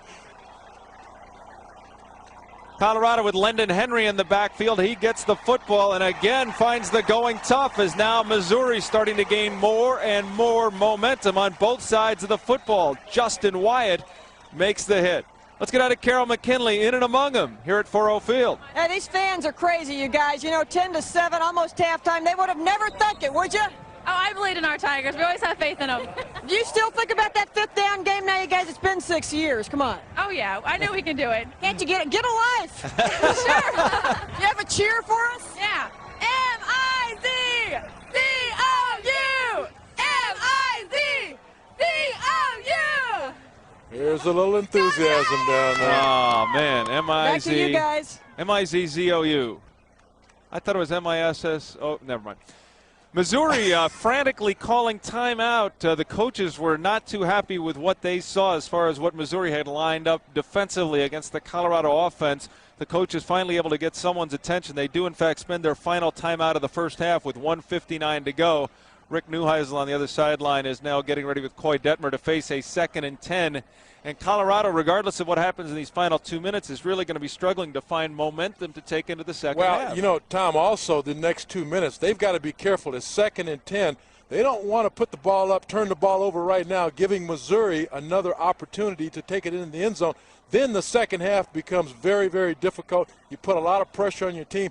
And the way Koy Detmer is not throwing the ball right now, that makes it even more of a concern, I'm sure, for Rick Neuheisel. Koy Detmer, so consistently brilliant at quarterback, has genuinely struggled in this first half. Now 4 of 10 with an interception, and save for a 69-yard touchdown pass to Rae Carruth, has not generated much offense. You begin to think and wonder if something were to happen where Missouri gets their hands back on the ball, does Neuheisel begin to think about Hessler the second half? John Hessler has done it every time he's been called upon by the Colorado coaches, but Rick Neuheisel plans to stick with Koy Detmer, who now faces 2nd and 10 from the 10. Looks out to the left, the throw is complete. Nice catch made, big hit, but Carruth is out to the 26-yard line. Chris has the coverage, but Carruth with his second catch of the game, and it's a big one for Colorado, gets him out of the hole, gets him moving, and with 1:53 to go, now maybe they can slip into some 2-minute offense. Well, Missouri's playing a little loose on their defensive coverage right now, somewhat of a prevent defense, allowing that pass underneath.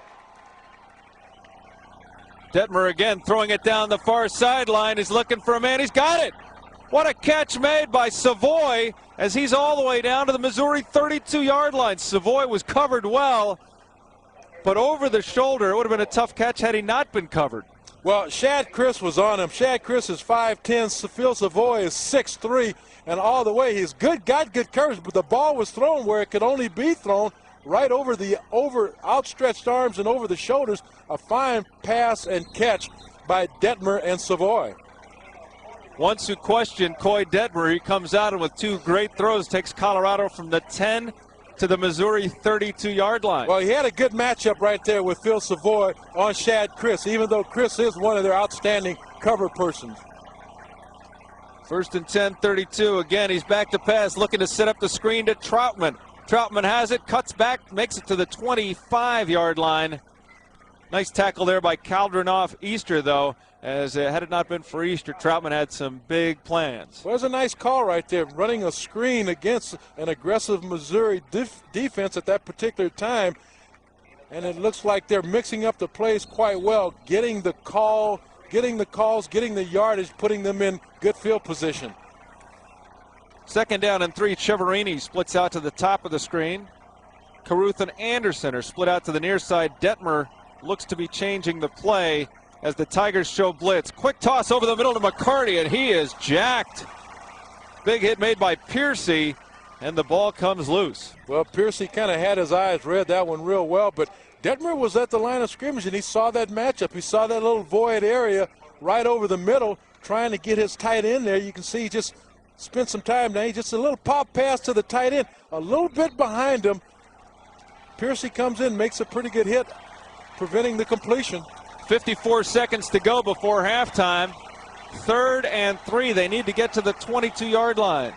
Again, it's Carruth and Anderson to the near side. This time Savoy splits to the top, and Troutman exits the backfield. The throw goes to Troutman on the far sideline. Nice catch about the 6-yard line, and he steps out of bounds at the 5.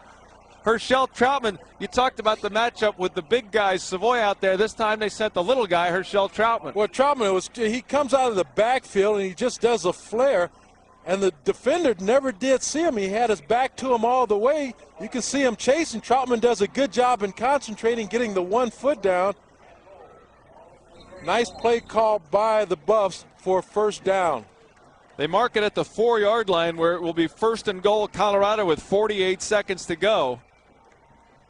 So Colorado, after giving up the go-ahead touchdown, has taken the ball from their own 11-yard line and marched it right down to the Missouri 4. Well, it's really interesting. The plays that have been called have been very aggressive plays. Your screens, your one-on-ones, your over-the-shoulders. Now the Buffs are calling timeout. They'll have 1 timeout left. That's their 2nd of the half, as Koy Detmer and company want to get obviously on the same page with the great scoring opportunity presented them here. Well, Koy got a wake-up call, it appears, and the last 3 or 4 plays, he's been right on target. He's now 8 for 15, a little over 200 yards and a touchdown, and he's doing the things now that we know he can do. Isn't it funny to look down, though, and see Koy Detmer having struggled this half? For him especially, to see him struggle like that. And here we are approaching halftime, and he's thrown for 214 yards. But they were on 2 plays. Well, they count 2. Well, all you need is 2 big plays sometimes, and yeah, for the most part, you don't see the missed passes or the overthrown passes that happened before. But he has now seemed to be settling in a little bit more, and the play calling as well. I mean, they're not the running plays are the most consistent in terms of the running plays, but they're plays now that are generating a little enthusiasm and making things happen for their offense. You could see Koy Detmer in there, that shot of him in the huddle. He runs the show. Oh, he does. He's the leader. He is the leader. Buffs again come with the 3 wide receivers. Henry is the lone setback. Detmer looks out to the near side, guns it into the end zone. It's dropped. Phil Savoy had it on his fingertips and let it get away. Well, that's those are the tough ones when they're right in your hands. Savoy had a shot at it. Detmer put it right into his hands, but situation like that, there are a lot of people in the end zone. Detmer drops back. He's looking at Savoy all the way. Gives a nice little pump, throws it in there, and I think Savoy just kind of took his eyes off of it. And sometimes when you jump up for a ball, you just lose that concentration for a split second. 2nd down from the 4, 44 seconds left before halftime. Anderson, the wide receiver, to the top. Missouri has grabbed a timeout, I think. Tigers take their final timeout of the first half, as they want to talk about it. Mo Ankney, their defensive coordinator, wants to get his crew around him.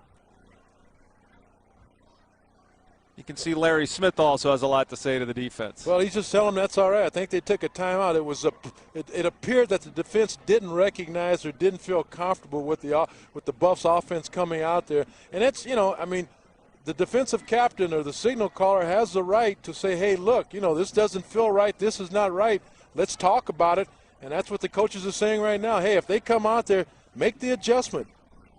With Colorado passing the ball like they are right now, Colorado does still have a timeout left, but they're going to throw the football in the end zone. They're going to take 2 more shots and then make a field goal decision. I think what New Eyes is looking at right now, they've been very successful with those types of plays. Let's take it in the end zone with our bread and butter. Koy Detmer right now seems to be on target, feeling very confident. When he's trying to throw the interior routes, the harder throws, that's when the ball's gotten up on him. We saw the ball Savoy just dropped while a catchable ball was high. The balls he's been more accurate with have been the high balls and the fades, and I wouldn't be surprised to see them come to the near side of the field and let him lay one out and have a receiver go get it. He's been crisper doing that. Well, the formation kind of dictates that right now. Chiaverini is split out to the near side. Carruth comes in motion to the side, and it is the running play, and Lendon Henry is hit at the goal line and spins his way into the end zone. Touchdown, Colorado, with 40 seconds to go. Good, tough run by Lendon Henry, and that's what he does best for this Colorado team. He is a brilliant runner after contact. Well, he wasn't to be denied. In the formation, it was a wide open or split formation, a spread out formation, and it really did a good job in lining up the numbers one-on-one on the offensive line. Lendon Henry did a good job, good finish to his run. Leslie will try the extra point out of the hold of Steve Rosga.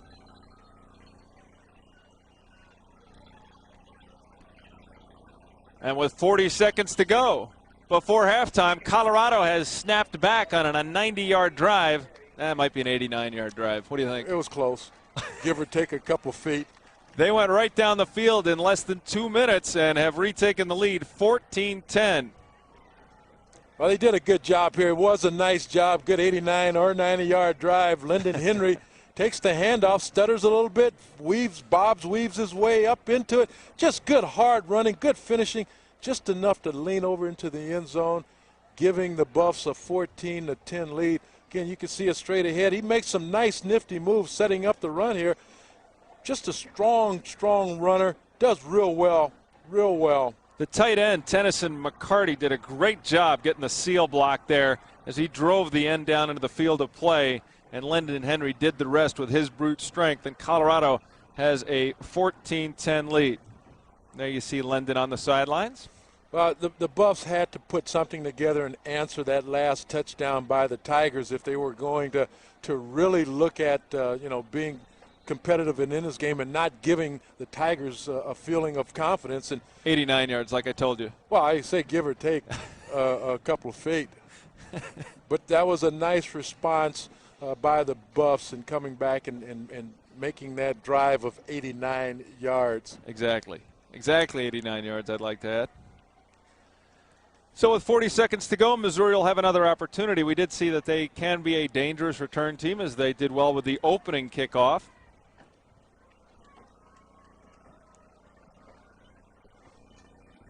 Looks like they are anticipating an onside kick, though, by Colorado. Well, Colorado's got to be careful, too, because even if they kick it deep, they've got the blockers up front, and Leslie's going to – he hasn't had too much success today in getting the ball down the field on the kickoffs. Clayton Baker is back to receive with Kenyatta Williams, and you can see the formation of Missouri, and Leslie will just kick it over all of them as it lands in and rolls through the end zone for the touchback. Missouri will take over, of course, at the 20-yard line.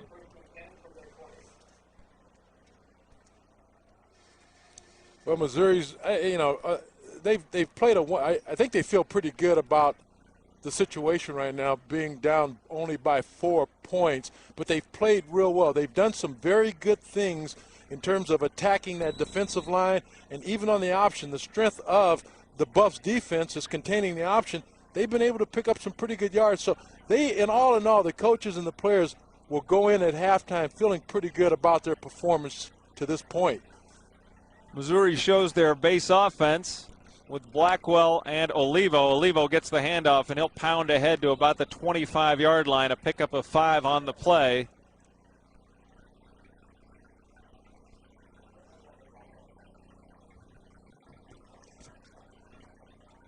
That could very well be the final play of the first half.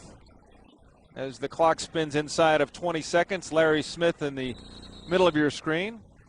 Well, we know that Corby Jones does not have the arm, and as the clock winds down, I don't think there'll be a last effort into the end zone.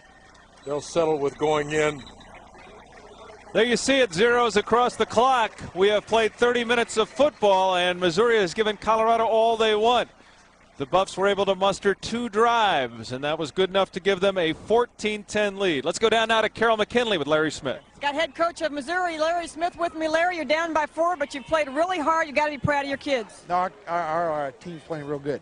We just got to keep playing like that and keep them from those big pass plays. Of course, they're good at that, but I think I'm real proud of what we've done. If we can do that for another half, we got a great chance to win. I heard you telling your guys, don't panic when CU got their first touchdown. That's what you're going to tell them down there in the locker room? Yeah. Well, the big thing is we just got to get refocused on what we're doing, offense and defense. Okay, you got to be proud of Corby Jones, too. Yeah, he played a gutsy game. Thanks very much, Larry. Head coach Larry Smith of the University of Missouri. Back to you guys. All right, thanks a lot. Carroll McKinley down with Larry Smith, and I would think he'd be extraordinarily satisfied at this point. Haven, even though they're down 14-10, Missouri in general has won most of the battles. Well, they seem to, especially in the line of scrimmage. And again, I'm very much impressed with their offensive game plan, attacking the middle of the Buffs defensive line and doing a pretty good job. But even more so, Corby Jones' ability to get outside and turn the ball up the field. And he's doing a pretty good job. So we'll see what happens with the Buffs in terms of their defense and if Missouri can continue to have success as they have had. A bomb to Rae Carruth and a short run by Lyndon Henry have Colorado on top of Corby Jones and the Missouri Tigers. It's 14-10 at halftime. More to come from Columbia right after this.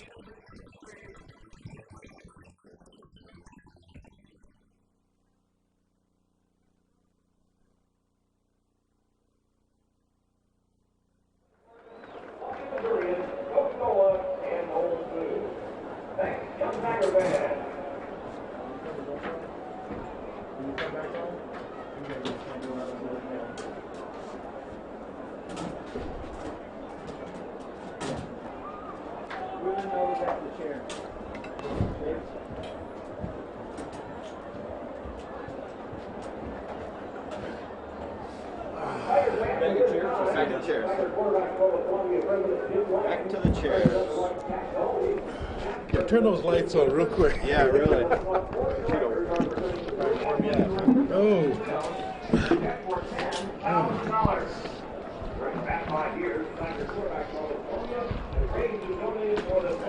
I'm sorry.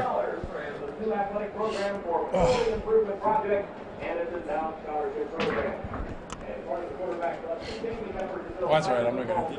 No. Okay. Are you plugged in, Tom? I'm in. We're going to talk about.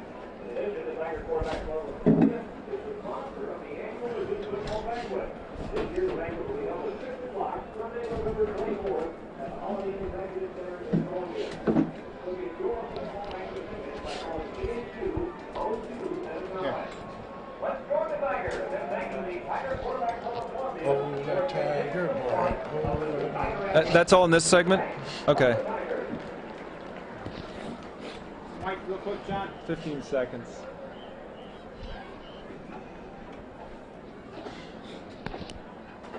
Is that monitor working? Under the direction of Kevin Daphne, with rotating John Lilly and Michael Wright. Welcome back to Faurot Field in Columbia, Missouri, where Colorado has taken a 14-10 lead over the Missouri of play through most of the first half, but Koy Detmer, showing part of what makes a great quarterback, was able to make a couple of big plays on not his best day and get Colorado back on top at halftime. Well, he's had some miscues, throwing the ball a little high, and we talked maybe the weather, the cold, not being able to get a pretty good grip or get a grip on the ball. But he's come back, done some good things, and I think the momentum now is back in Colorado's side of the ball. On the other side of the football, you got to be impressed with what we've seen from Corby Jones. The sophomore has shown that he is a brilliant running back and very difficult to take down.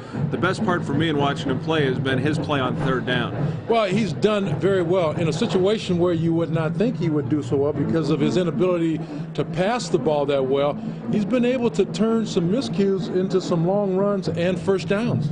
As far as the Buffs, of course, the 69-yard pass from Detmer to Rae Carruth for the touchdown gave them a 7-3 lead, but the Buffs were trailing 10-7 when Koy Detmer found Phil Savoy down the far sideline. Good job right here. It was just a one-on-one. Got the coverage, the matchup that he wanted.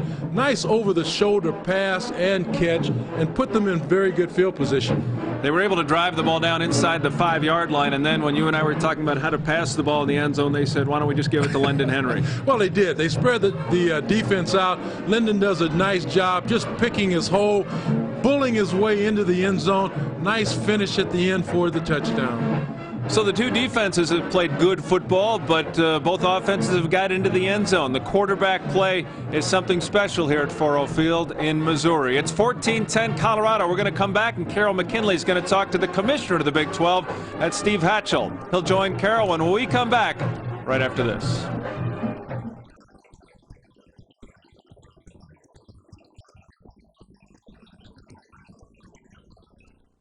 Are we going to come back to this set? I'm stuck. I'm stuck. Yeah, we are. I'm stuck. Oil can. Oil can.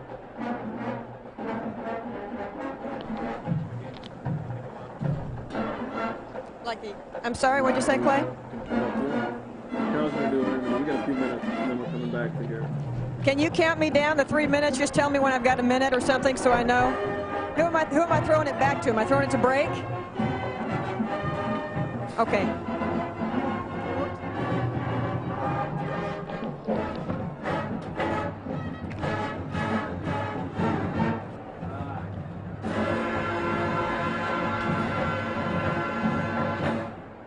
Six guys with plenty of attitude training from the discos into the top 40 through the late 70s. Featuring our golden girl and members of the cheer squad. Here are two village people tunes that need no introduction.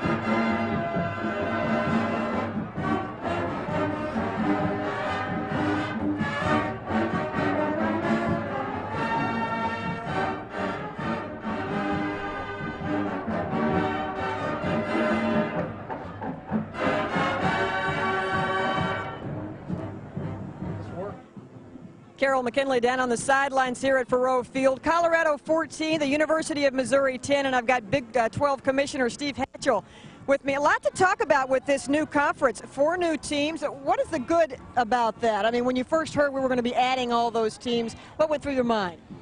Well, first of all, we characterize it as a merger and a new entity as opposed to a new creation. And so what it meant was that we had a chance to start over and to do the things that you'd want to do for any conference. And frankly, what it brings is the strength of both conferences, because adding Texas meant that state of Texas and the 4 schools meant that these 12 institutions would be able to first and foremost develop a television package that would not have been there for just the Big 8 or just the Southwest Conference when the CFA went away. So we have a chance to build on that, and I think from that are all the other things with our 21 sports which will make us one of the best conferences in the country. What was your biggest fear? That's a good part of it, but what was something you might have worried about coming into this first year? Well, I think in anything like this where you're melding an awful lot of different cultures together, the biggest fear is that people won't look at it as a family. They're going to hold on to the traditions and the histories and things that made them so successful, and they don't want to give those up. And the unknown was a problem, but now I think we're starting to solve problems, work as a family, work as a conference together to solve these issues. And I think we're making some headway. Yeah, the non-conference schedule was a bit disappointing this year. You saw some Big 12 teams lose to some teams from other conferences you might not have expected. But there were some good things, too. Well, it was a big credit to our people that we played outstanding non-conference opponents, Colorado playing Michigan being one, Texas playing Notre Dame, etc. And we wanted to win all of those games because we wanted to be undefeated, but we didn't win those games, and I think that it came as a little bit of a surprise because people thought that the Big 12 was the second coming of the NFL, frankly. And so when we didn't win them, it slowed us down a little bit. But I think people are starting to regain their balance now, and I think we're seeing, just like here today, watching a Missouri team just play the socks off of Colorado because they're getting stronger and stronger. You're surprised about this score, 14-10? Well, Missouri here is always tough for Colorado historically. I've been They were ready. many times. They were ready. They're well coached. They haven't made many mistakes. I'm not really surprised, just because I knew that this was one that they felt that they might be able to catch Colorado looking ahead to the tougher parts of their schedule. That's a good point, Steve. And, you know, I have to bring people back with Steve's history. He was the equipment manager at the University of Colorado in the late 60s. Do you still have allegiances to this Boulder team, or have you pretty much long forgotten those and thrown them out the window? Well, once you're a Buff, you're always a Buff. And but I've also learned that just through all of the professionalism you have to get into, everybody knows I'm a Buffalo, and I can walk into the Missouri locker room and everybody knows I'm a Colorado guy, but it ends there. It doesn't go any further, and I think it's better to have a known allegiance than to try to play it down the middle all of the time. I don't stand and cheer for the Buffaloes. I like them when they do well, but in the context of the overall scheme, they're just one of the teams we have to deal with, but still one that I have a lot of pride in. Thanks very much. Steve Hatchell, the commissioner of the Big 12, Colorado 14, Missouri 10, and we'll be right back.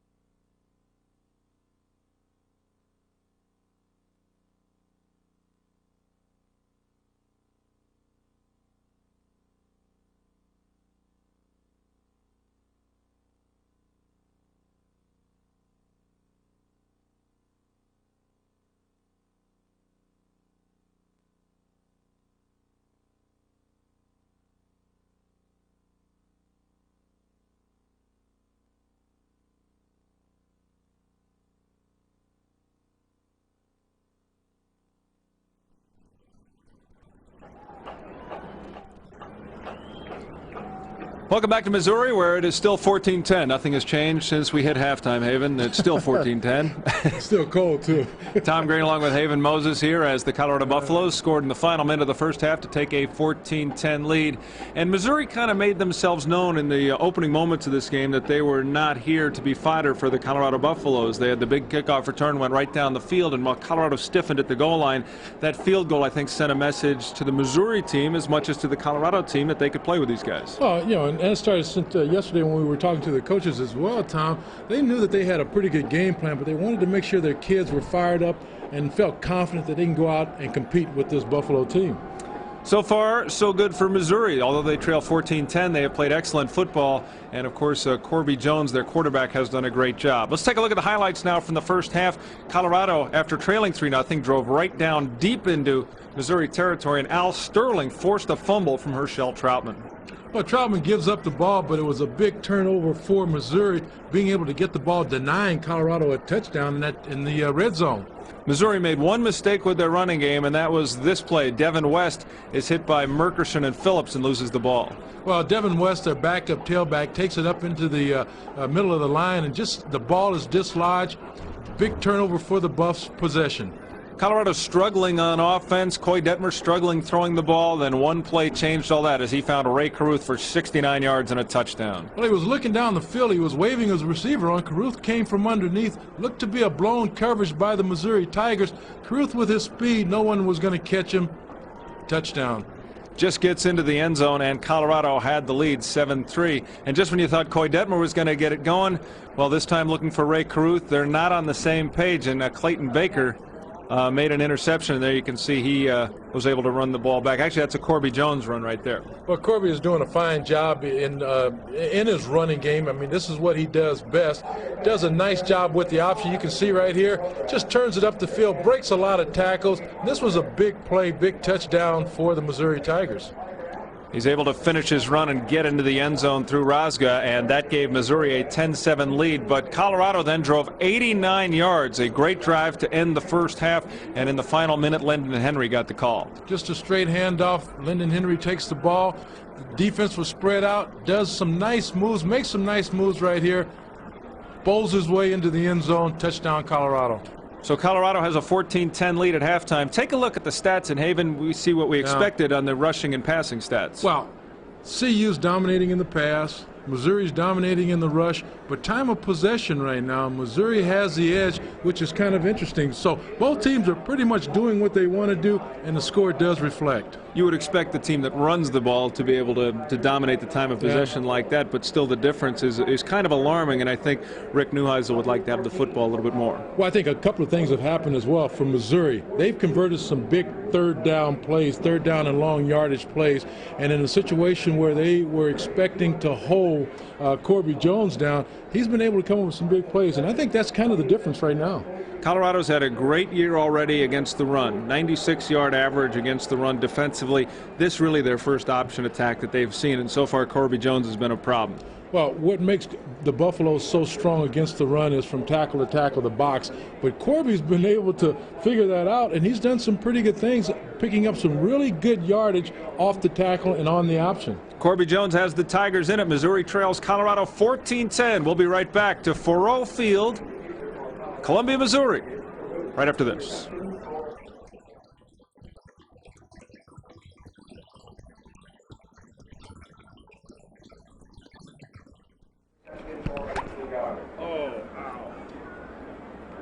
What happened? I guess they intercepted. Yeah, even if you want to, we probably put a light over the behind you guys if you want. Well, if you can spare one, that wouldn't be a bad idea. I'm gonna put. I tell you what, I'm gonna put my jacket on, so Tom may be able to use it. But he's a stud, though. He doesn't really know.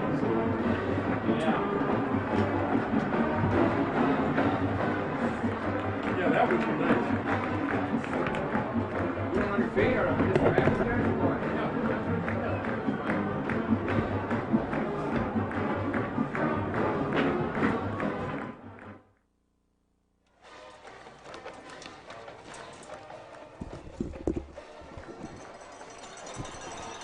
Hello.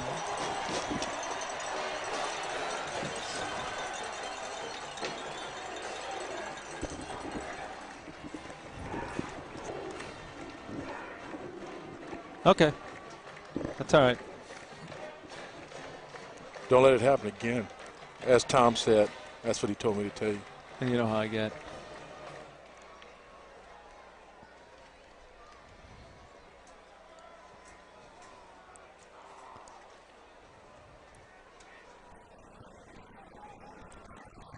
Back once again to Memorial Stadium. Tom Green and Haven Moses as the Big 12 game between Colorado and Missouri is a tight one at halftime. Colorado with the lead, 14-10. There you see Koy Detmer, 8 of 16 in the first half for 214 yards. Did throw the interception, but also had the touchdown to Carruth. Let's go down to Carroll McKinley. Head coach Rick Neuheisel just come out with a bunch of smiling guys. They look fired up. You need to get busy here, Rick. What'd you tell them at halftime? Well, I tell them that Missouri's waiting for us to beat ourselves, and we've got to start taking account of what we're doing and play as hard as possible. And if we can, we're going to beat this team. And that's what we're going to try to do. We're going to just play as hard as we can the second half, like our lives depend on it. Okay, thanks, Rick. Their lives depending on it. That's Rick Neuheisel, head coach of the University of Colorado. Need to get busy. That's what a bunch of the assistant coaches told me on their way on to Faurot Field. Back to you. All righty, Carol. Thanks very much. And an interesting stretch of the schedule for Colorado right now. Theoretically, experts, people who don't have their lives depending on it, as Rick said, you play Missouri and you play Iowa State. Those are a couple of tune-ups, really, before you get into the Kansas State and Nebraska part of your schedule that closes it out. Yeah, but they're tune-ups, but expectations are, though, Tom, tune-ups that you're supposed to really be impressive. And last week against Texas, which a team that everyone thought that CU would blow out, it ended up being a very close game. This situation right now, another situation where CU is expected to blow them out, it's a very close game. So while it's a tune-up, it's supposed to be a little bit more of an impressive tune-up than it is, or has been. You see Koy Detmer getting ready. Of course, on the other side of the ball, we have enjoyed watching the play of Corby Jones. 12 carries for 74 yards, had the touchdown run.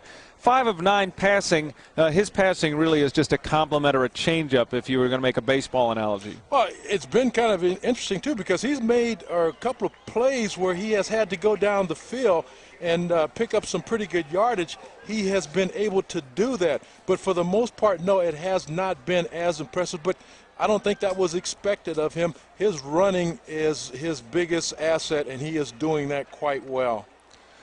Missouri this year has struggled as far as turnovers, but Colorado helping them out today. Missouri came in a -10, but Colorado put the ball on the ground twice. The interception that Detmer threw, and, of course, the fumble by Herschel Troutman down deep. The Buffs will get the ball to start out the half.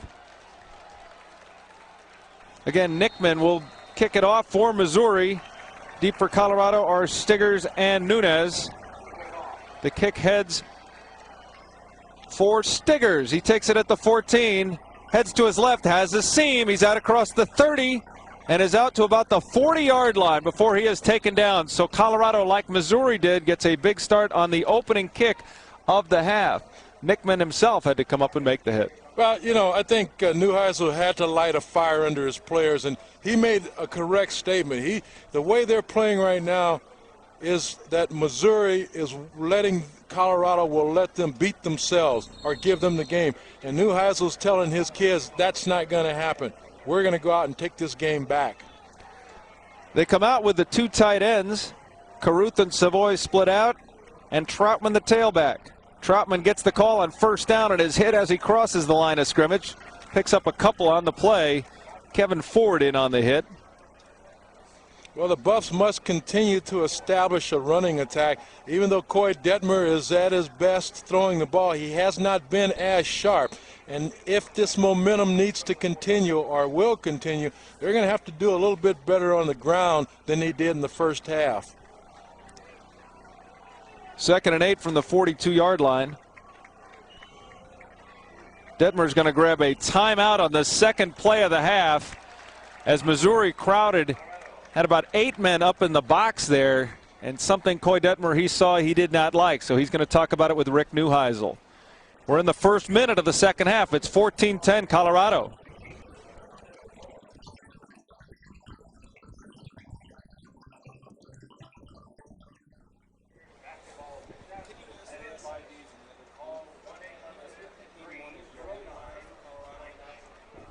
Carroll's got some CU fans. Okay. You got it? Okay. Thanks.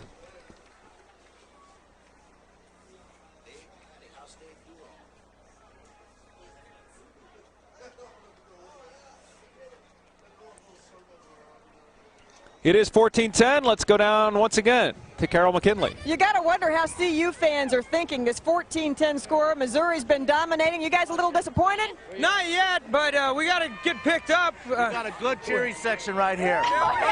We got a lot of the faithful out here. In the whole stadium. You got to be cold. Not yet. How about a fight song here? Fight CU down the field. CU must win. Well, we've heard both fight songs now, so we've given them equal time, you guys. Back to you. Yeah, this is amazing. He feels no pain. He's got a tank top on top. I've got all the clothes on in the world, and I'm dying. Something's wrong here. I would I'd have to guess it has something to do with intake. After the timeout, the Buffs come out now with the 2nd and 8. Again, 2 tight ends. Blitz from the far side. Detmer steps into his throw, and Carruth has it across the 40 to the 34-yard line. DeMonte Cross came on the blitz, and Carruth was able to get open against Baker. Well, this is just, they're just going after the cornerback right now. A little play action by Koy Detmer. He's got Carruth down the field. Carruth does a good job in faking the receiver. He drives him off, and then he stops and comes back, and that's what caught the defender or had him almost break his ankles trying to come back and make the play. There's Cross, who got picked up on the blitz nicely by Kyle Smith. So 1st and 10, Colorado. Running off tackle, and Troutman squirts just across the 30-yard line down to the 29. Donnell Jones comes up to make the hit. The Buff offense appears to be a lot more aggressive right now. They're coming out, seems to have a lot more enthusiasm. Troutman did a good job running off tackle there, but the play selection now seems to be a little bit more to complement in terms of the pass, in terms of the run, making sure they mix it up real well. Right guard Chris Nioli, All-American candidate number 65, went limping back to the huddle. He has stayed in the game, but he looks to be at less than 100% at the moment. Troutman stays in. 2 wide receivers split out to the far side. Option by Detmer now turns into a pass play. Throws back across the middle into the end zone. Intercepted and dropped. Baker had it and dropped it. Flag in the end zone. And I think we're going to have offensive pass interference. Well, it kind of looked that way because the Missouri players had the Buff receivers blanketed pretty good, and Detmer threw that one up almost for grabs. It was somewhat of an ill-advised pass on Detmer's part. You see Clayton Baker, the cornerback, slow to get up in the end zone. As a matter of fact, he has not gotten up. Well, it appeared he may have rolled over when he went for the interception. He might have rolled over for the ball. There's a penalty flag in the end zone as well. And your call is right, Tom. That is offensive pass interference. Well, you can see Detmer. He comes off of that little option, roll option. He's looking back. He's got receivers coming across in the end zone. He lays it up, but the receivers are well covered. And you can see right there at the last minute, the defender was pushed. Chris Anderson pushed one of the defenders in the back.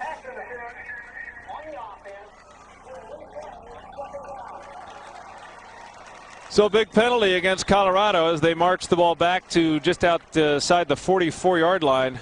Baker looks to be okay for Missouri as he's up and around.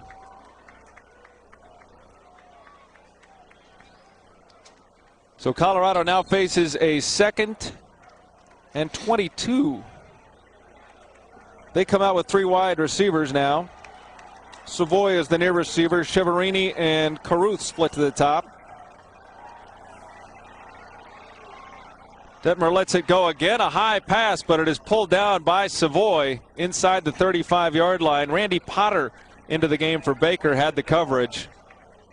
Well, you know, Savoy did a good job in working on Potter. Takes him down the field last minute. Does a pretty good job in getting some separation there, but he does a very good job in going up and bringing the ball down. And again, Detmer is not as sharp as and having the ball thrown a little bit high, coming off of his hands a little bit. 3rd and 11 for Colorado now. Carruth, Anderson, and Chiaverini are the wide receivers. Detmer lays it up down the near side for Carruth, and Carruth makes, oh, he dropped it. Looked like he had it and dropped it. And it looked like he pushed off, too. Well, that's why he dropped it, Tom, is when he pushed off, he was trying to get the separation at the last minute as the ball was coming down. He just gave a little shove, and you can see right now, they're going right at these corners, and they all of a sudden seem to feel that the one-on-one coverage is giving them an advantage, the Buffs' advantage. The ball is coming down. Carruth now, at the last minute, he pushes off, and just as he pushes off, he lets the ball get right. See, if he had concentrated and pulled his hands in, he would have caught it instead of trying to use his hands to get the advantage. All right, Coach. Well, because of their position on the field with 4th and 11, Colorado has elected to go for it. So the Missouri crowd steps into the game. 4 wide receivers for the Buffs. Detmer through the blitz, gets it off to Carruth, makes a running catch. He's down, and he's not down. He's to the 10, to the 5, and he goes into the end zone. Touchdown. It looked like they had him corralled, and Carruth just stepped out of the tackle. And on a 4th and 11 from the 33-yard line, Rae Carruth has his 2nd touchdown of the game. He now has 4 catches for about 145 yards. Well, I tell you, on this, there are a couple of things happened on this play, and that was one. It was a nice route by Carruth, and Koy stayed in the pocket. Good catch, but at the end he breaks a tackle, and then all of a sudden he just kind of like there's a penalty down on the play, but he comes back from behind and makes a nice move, gets into the end zone. We have an odd flag right now. We'll talk about that in a second, but here's Carruth. Again, Carruth does a very good job, but at the end of this play, the guy that you really want to look at is Darren Chiaverini. Chiaverini puts a nice, look at it, nice block. Carruth just glides into the end zone. Well, what happened was, while they were lining up for the extra point, we have a dead ball foul, an unsportsmanlike call against Colorado, and now they'll ask the Missouri captains whether or not they want it assessed now on the placement or on the kickoff. Apparently, Chris Anderson had a little something to say.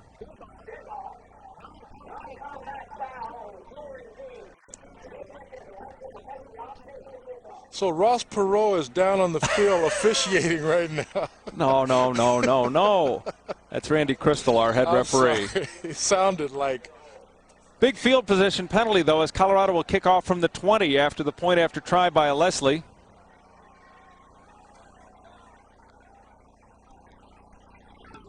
Kick is up and through, and Colorado has a 21-10 lead. For the second time, Rae Carruth has gone the distance. Colorado has a 21-10 lead, 12-14 to go in the third. We'll come back. Missouri gets the football next.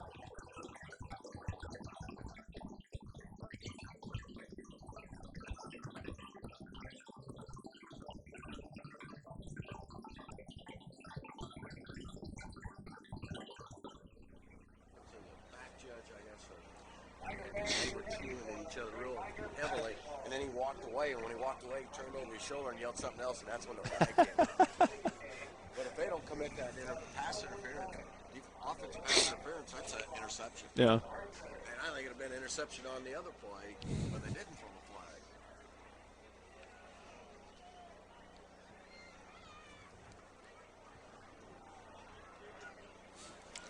There you see, pretty good crowd today made their way out to Faurot Field here at Memorial Stadium in Columbia, Missouri. And they have seen the Colorado Buffaloes take their first possession right down the field of the second half, and in just over 2 minutes put it in the end zone as Koy Detmer and Rae Carruth hook up for the second time today. 60 yards on the drive, 33 yards to close it out, and Carruth has his second score. Colorado now leads by 11.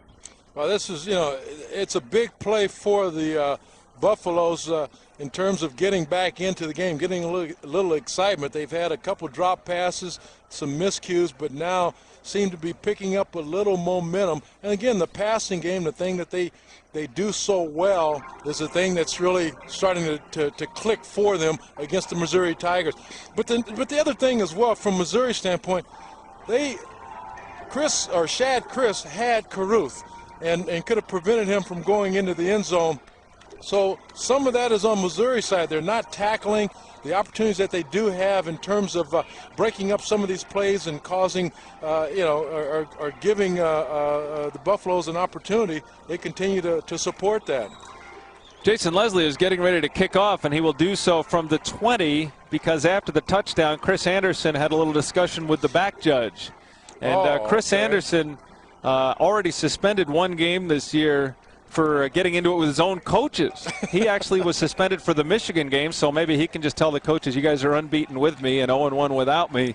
But he had a little too much to say to one of the officials, and now Colorado is forced to kick off from their own 20-yard line, and that means Williams and West line up at their own 15 to take the kickoff by Leslie, and West takes it at the 16-yard line. Devin West is out across the 30.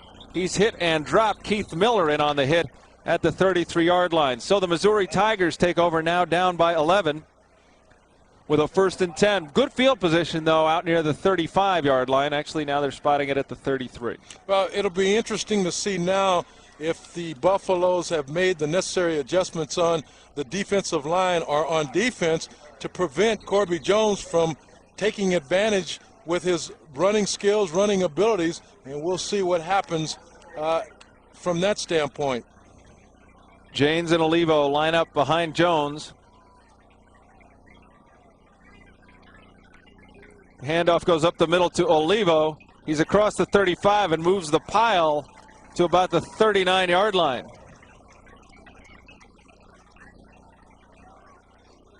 Brock Olivo had a nice first half, 11 carries for 55 yards, and picked up about 5 there. And that's all tough yardage right there. Well, he ran behind Mike Morris, the left guard, and he just put his head down.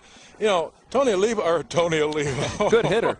Brock Olivo loves to run, enjoys running, and I'll tell you a little bit about who his idol is.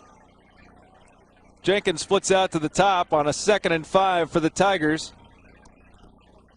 Jones play action, now rolls to the right.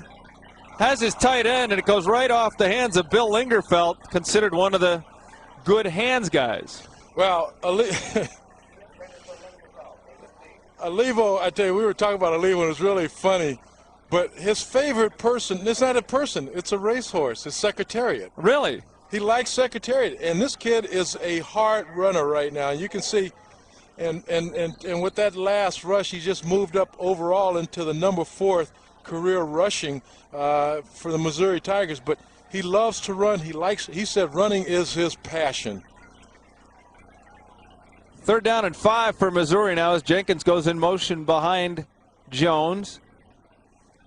Jones options it out, gives it to Olivo, and this time Marcus Washington is there as Terrell Cade took the quarterback. Marcus Washington took the pitch man, and Colorado for the first time today handled the option. Well, Corby Jones made the right selection right here in pitching it out to Olivo, but I think Olivo may have hesitated a little bit too much, and here you can see it. Here's the pitch. Just as he'd start to continue outside, he cuts back into pursuit, and the Buffs did a fine job in defending that, forcing the Missouri Tigers into a punt. Sebo will kick it away to Nunez. Tumbling punt comes down, and Nunez will let it hit.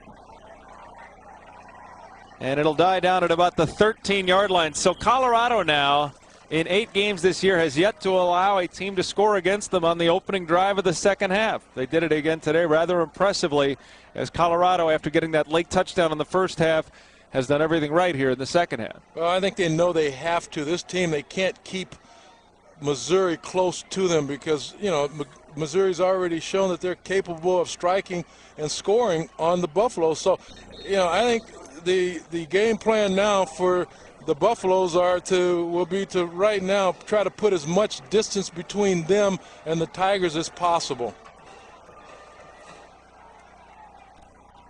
Detmer rolling out to the near side, floats it out to the tight end, McCarty, and Tennyson McCarty is out across the 30 and bulls his way to about the 36-yard line.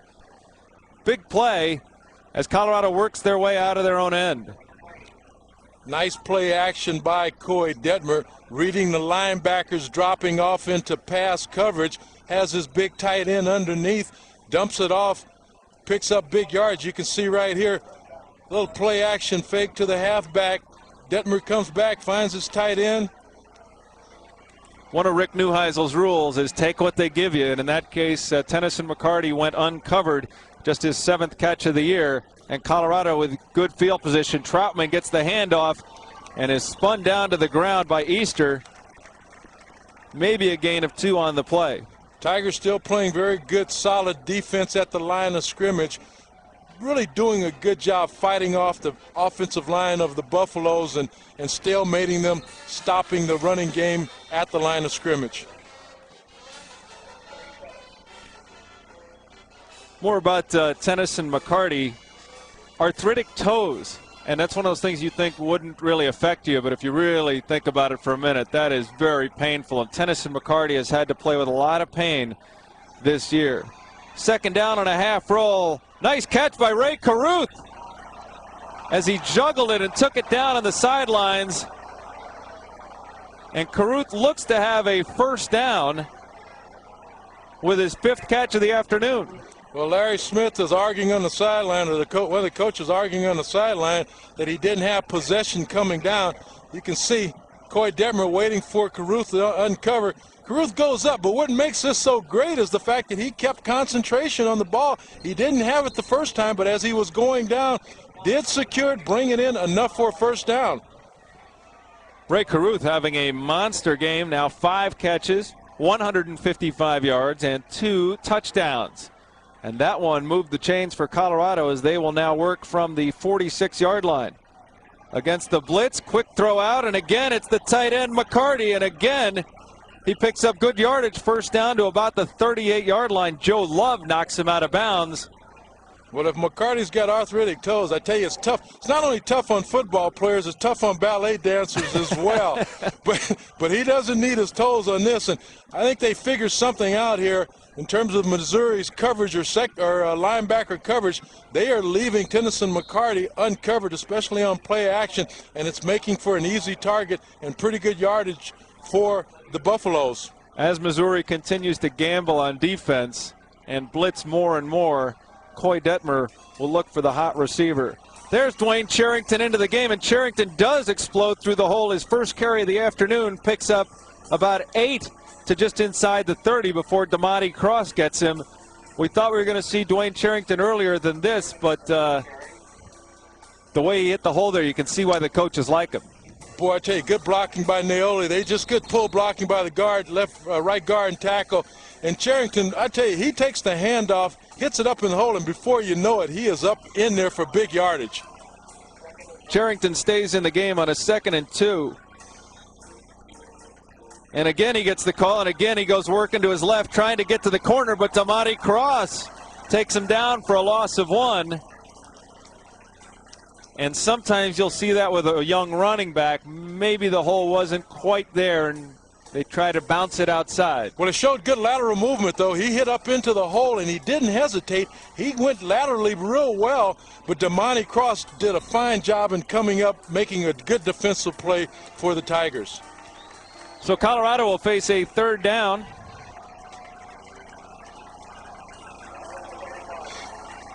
And now they show the I formation with Troutman lining up behind Keith Miller. Troutman gets the pitch back. He looks like he's going to throw it, but he gets too much pressure, and Al Sterling takes him down to the ground. Troutman was going to throw that football, but Missouri had other ideas, and Al Sterling, for the 2nd time today, makes a big play on Herschel Troutman. Good coverage in the secondary by Shad Chris on the receiver. Troutman takes the handoff, doesn't do too good of a job in selling it. Then he realizes he does not have a receiver, does the smart thing in tucking the ball in, but a big, big defensive play for Missouri. Colorado is in that awkward part of the field again where you can't kick a field goal and punting doesn't get you that much. Koy Detmer stayed on the field for a while, but now the special teams do come out. Thought they might go on 4th and 11. Instead, Nick Peach is out to punt. And Randy Potter is back to receive. Peach, Pooch. And it's down at about the 6-yard line by Damon Wheeler. It looked like the Buffs were going to get a little better field position out of that. Damon Wheeler showing a little exuberance there, decides to down it, and Missouri will take over at the 8-yard line. 6:43 to go. The Buffs lead it by 11. That's got to be disappointing.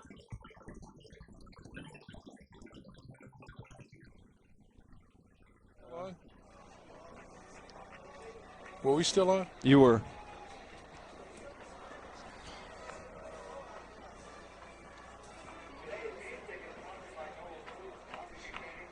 Okay. A little thing.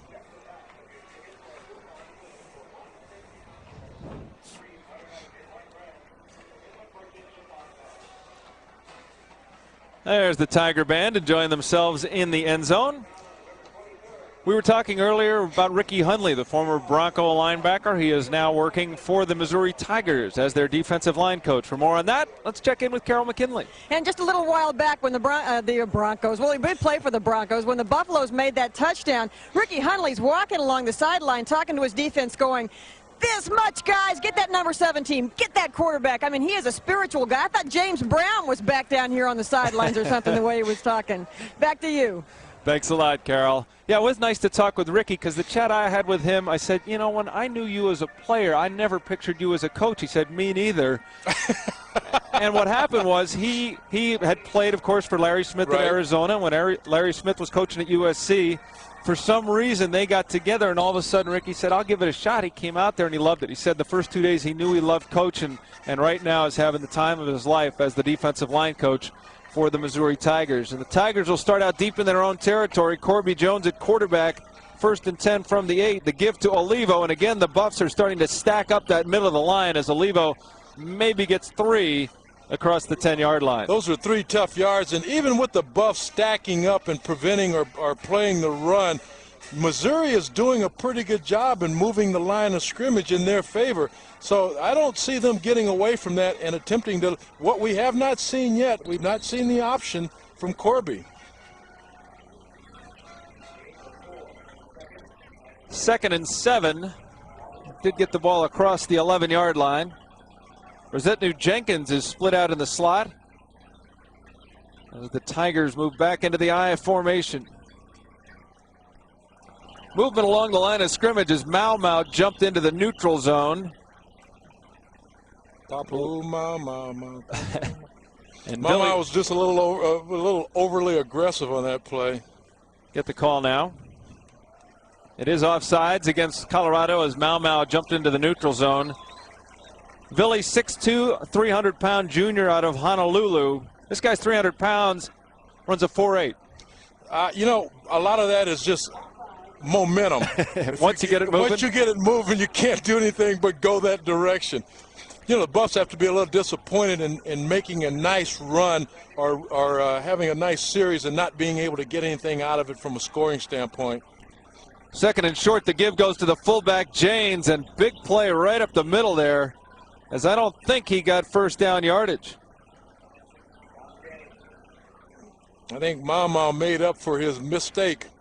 Matt Russell just continues to pound and pound, even with a guy the size of Janes going up against him, or whether it's a guard or a tackle. Matt Russell has no hesitation when it comes to contact. Matt Russell steps up. He's a player.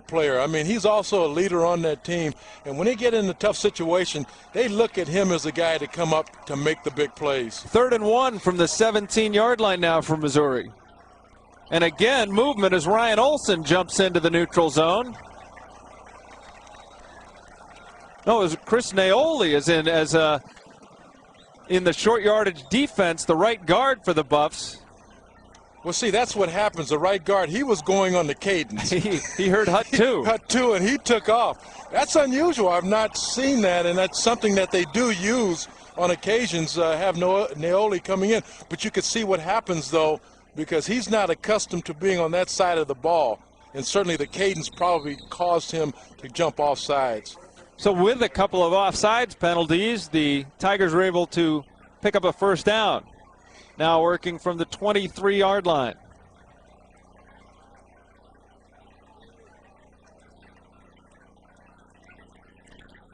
Jones play action. Olivo now rolls out and gets it out to Lingerfeld to the tight end, who's got room to roam. Ryan Black takes him down, but about the 40-yard line, so a pickup of 17 on the play for Missouri as Bill Lingerfeld makes the catch. Well, that play has been there for Missouri all day today, and this is the first time they've had an opportunity to really execute it. You can see Oliva getting the fake into the play action into the line of scrimmage. Lingerfeld just slow blocks, takes his time, slips out. Everybody from the Buffs went with the motion or went with the play fake and left Lingerfeld out there for a big first down gain. So Missouri, with 4.5 to go in the third, has moved out of the shadow of their own goalpost to the 40-yard line. Another play action fake. This time the pass comes out to Brooks, and Brooks has across midfield for another first down for Missouri. Corby Jones is now getting a little bit more confidence, but he's doing it on those play action passes and those possession passes that are giving him a chance to get movement or force the secondary and the linebackers from the Buffs out of an area that will allow one-on-one coverage with his receivers. Doing a good job in getting himself open receivers. So now 1st and 10 for the Tigers. Brooks splits out to the near side. It's Jenkins in the slot to the top. He comes in motion now. Olivo gets the call, hesitates at the line of scrimmage, and bulls forward for about 3. Still a pretty good first down pickup, 3 yards on that play where it looked like there was nothing. Oliva again with strong running and good push by the offensive line. Picks up 3 tough yards first down on a first down. Strong side linebacker Ron Merkerson in on the tackle for Colorado. Corby Jones has come over to the sideline now. Jones is over talking with the trainer, it looks like. He may have an equipment problem. It looks like his hand. Kent Scornia is coming into the game. He's got a fingertip injury. Well, they've got a manicurist. You see Kent Scornia coming into the game, who is their big guy, their big gun, throwing the ball down the field. Sophomore from Washington, Missouri. A high school teammate of Brock Olivo, who had been splitting time most of the season, now in at quarterback. Here's the give. He gives it to Blackwell, and the fullback is out to about the 41-yard line. That was a nice push by the Missouri offensive line. Had everything going to the right side. Blackwell did a good read, or made a good read, cutting it back, picking up pretty good yards. Corby Jones back into the game, though.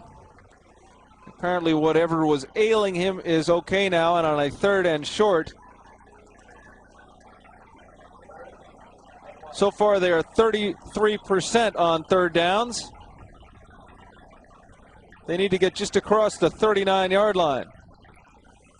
Jones gives it to the fullback Blackwell, and Blackwell running hard through the tackle of Rosgas down to the 27-yard line. Well, Ernest Blackwell is pretty much of a load to bring down. He's 6'3", 249 pounds, and you can see Corby just hands it off to him, kind of guides him into the line of scrimmage.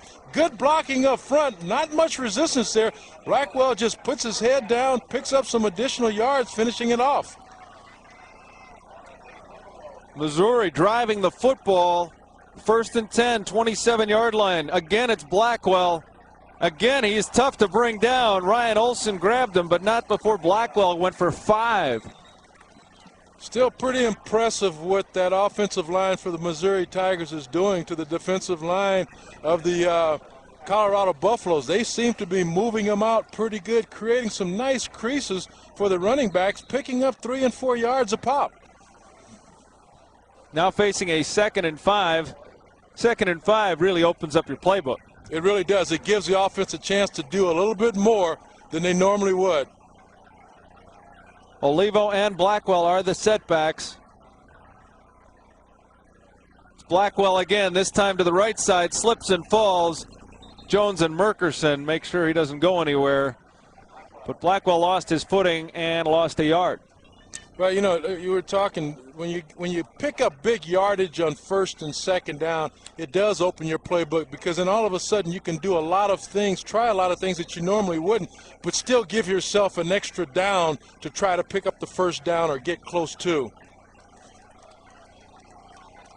So a big 3rd down for the Tigers as they need to get inside the 18-yard line. Jenkins comes in motion.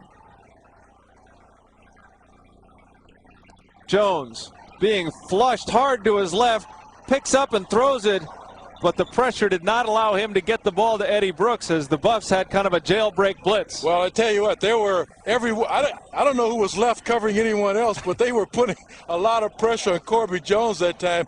And I think the idea with Corby on 3rd down, where long yardage, where he is in a situation to pass, the more pressure you put on him, that prevents him from making a better play in terms of passing. You can see right now everybody in the bench is coming after Corby, and he throws it up just in hopes of trying to make a completion. Incomplete pass, forcing Missouri now in a field goal try. Mark Norris, 7 of 7 on the year, hit a 22-yarder to cap the first drive for the Tigers. This is a 41-yard field goal attempt. The snap is good, and so is the kick. A 41-yard field goal by Mark Norris has the Tigers within 8. It's 21-13 with 38 seconds to go in the third quarter. So a very productive drive for the Missouri Tigers, Haven. Well, that's, this is what they want to do, and that is stay in the game. This is not what New Heisel has in mind in terms of letting them or keeping them close, because here's a team that the more they stay or the closer they stay as the game progresses, the more opportunity they have in the outcome being in their favor. But a very impressive drive by Missouri on that series. So Colorado's offense needs to come back out on the field, and so far in the second half, 2 good drives. One ends in a touchdown. One comes up a little short. Let's take a look again at Mark Norris as he watches his 41-yarder split the uprights. Well, you can see the mouthpiece showing and the hands up, and he knows it's right in there. And that's a big kick for him. I mean, again, with the weather, the cold, the ball, to try to get distance and to try to get your foot into a kick that's going to carry, I think he's quite pleased with it. And right now, Missouri's, feeling pretty good about their situation now after 11 plays, 69 yards, with culminating in a 41-yard field goal by Norris. Again, Stiggers and Nunez are back to take the kick from Scott Nickman.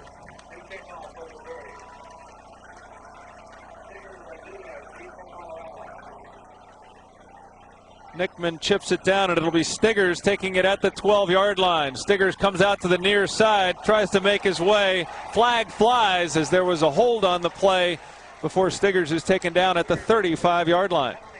Well, that was kind of an obvious hole right there. I mean, just especially in the area where the ball was starting to come.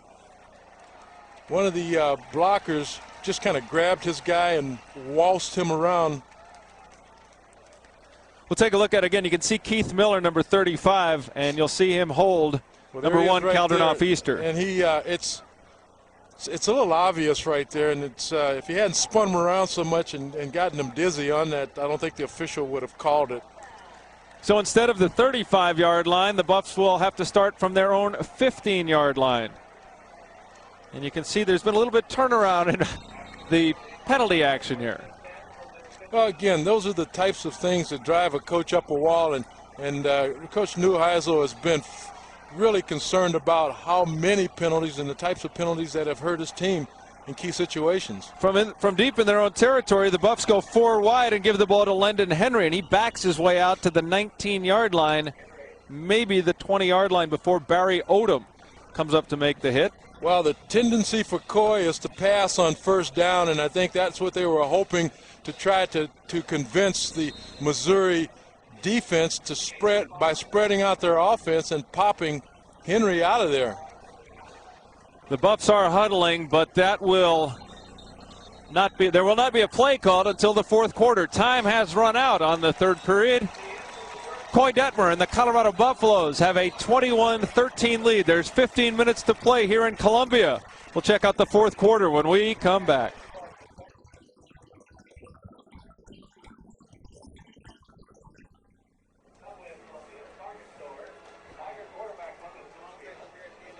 Oh, we're going to go get the car ready. It's not looking great. No.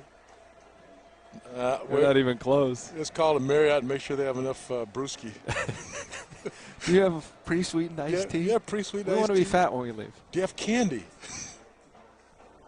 Hey, how warm is the truck? Oh, boy, that's bad. That's bad. That is real bad.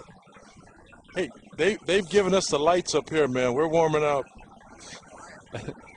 You guys going to be huge. Or using the restroom a lot.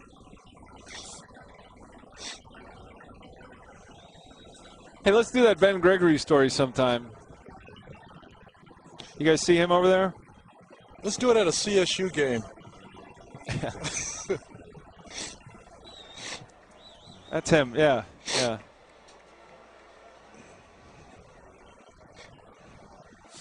Yeah, I mean, do we have time? All right, well, just whoever's shooting that, just mark him, and we'll get him in their next break. running back. Nebraska. He coached at Montbello. That's right. He was the head coach. Had a couple championships there. I'll use all that to set you up, and then you'll do the other. What's the other? Remember? No, you had a second-degree concussion.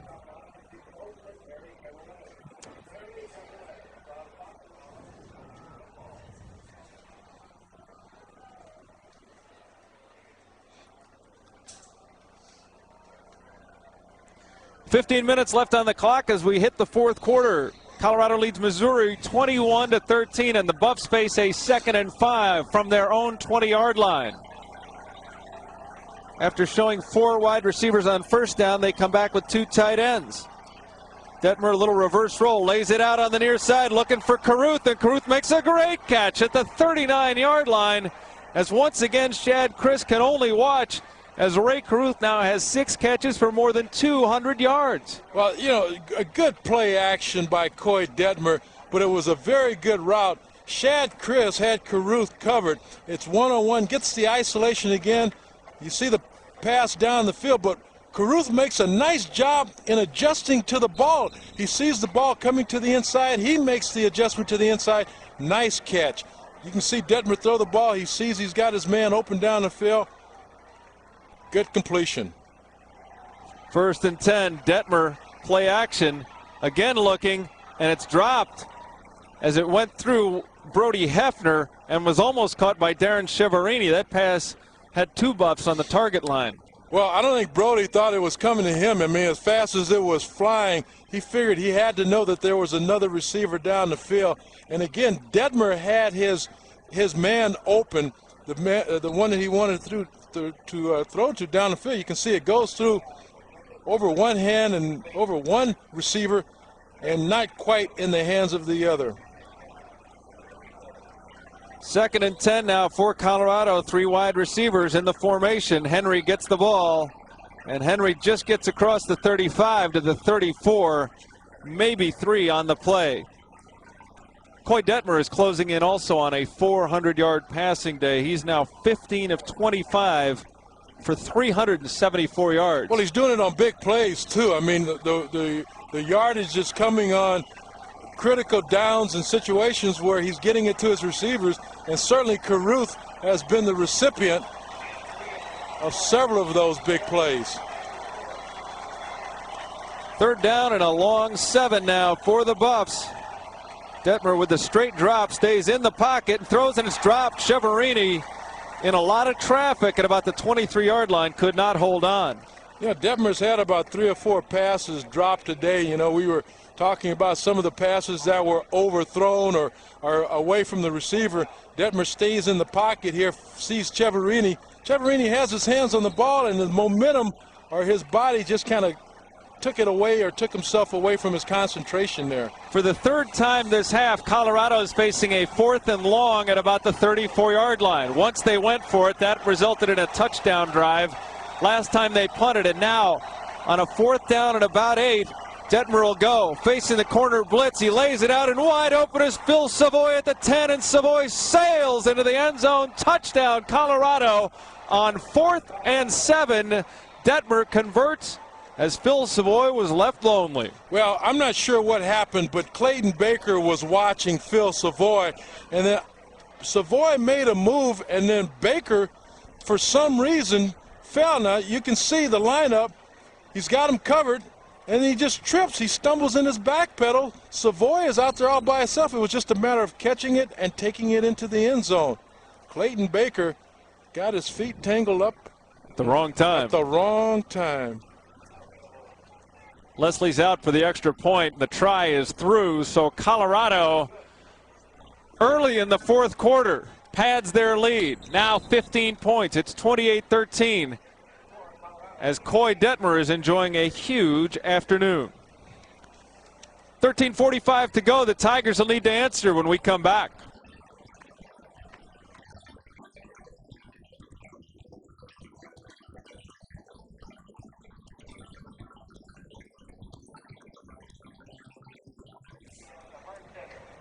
That was a cheap touchdown right there. I mean, he had his. Yeah, let's wait then. Yeah, let's do the touchdown. You got to say.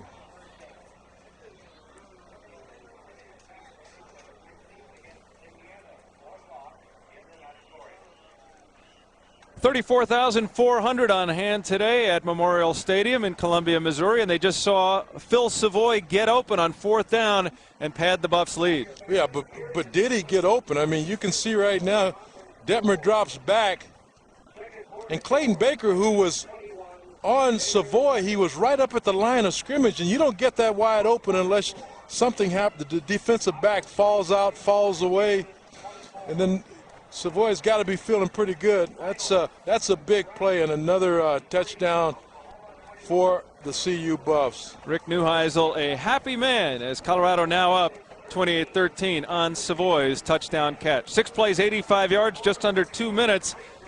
Let's go down to Carol McKinley for more on the touchdown. Hey, you know, you saw that Darren Chiaverini drop on the pass, you guys. We've got the southern sun. If you see the shadows, they're awfully long. We're on the north side of the field. The receivers are having a hard time seeing the ball. In fact, Chiaverini came back saying the sun got in his eyes. That's why he dropped that pass. Same thing happened to a Missouri tight end a little earlier in the game. Back to you. Thanks, Carol. Now, good wide receivers are not affected by sun and shadow. I recall you playing. I remember you playing a couple of indoor games saying that the sun got in your eyes. That wasn't the sun, it was the light or something. Something got in your eyes. Somebody's fault. Smoke got in my eyes. There's a song by that name, by that title. Final score in the Big 12 today, Nebraska 73, Oklahoma 21. They scored 21? Nebraska will be here next week. The Missouri Tigers, a very tough 2-week stretch of their schedule with Colorado and Nebraska. And, of course, Colorado plays Nebraska November 29th, the final game of the inaugural season of the Big 12. Jason Leslie's kickoff comes down to West at the 3. Devin West is across the 20, out to the 25 and 30-yard line before Damon Wheeler and company grab him. Flags on the play, though. Looks like the Buffs may have been offside as the flag is back where the ball was kicked. I'm sure that Missouri will decline this. Devin West is a pretty good size. They've got really good sized running backs. He's a backup tailback to Brock Olivo.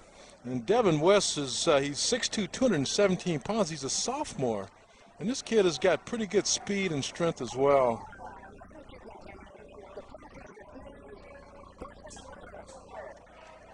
Missouri will take over at the 32-yard line. By the way, that Missouri-Nebraska game is in Lincoln.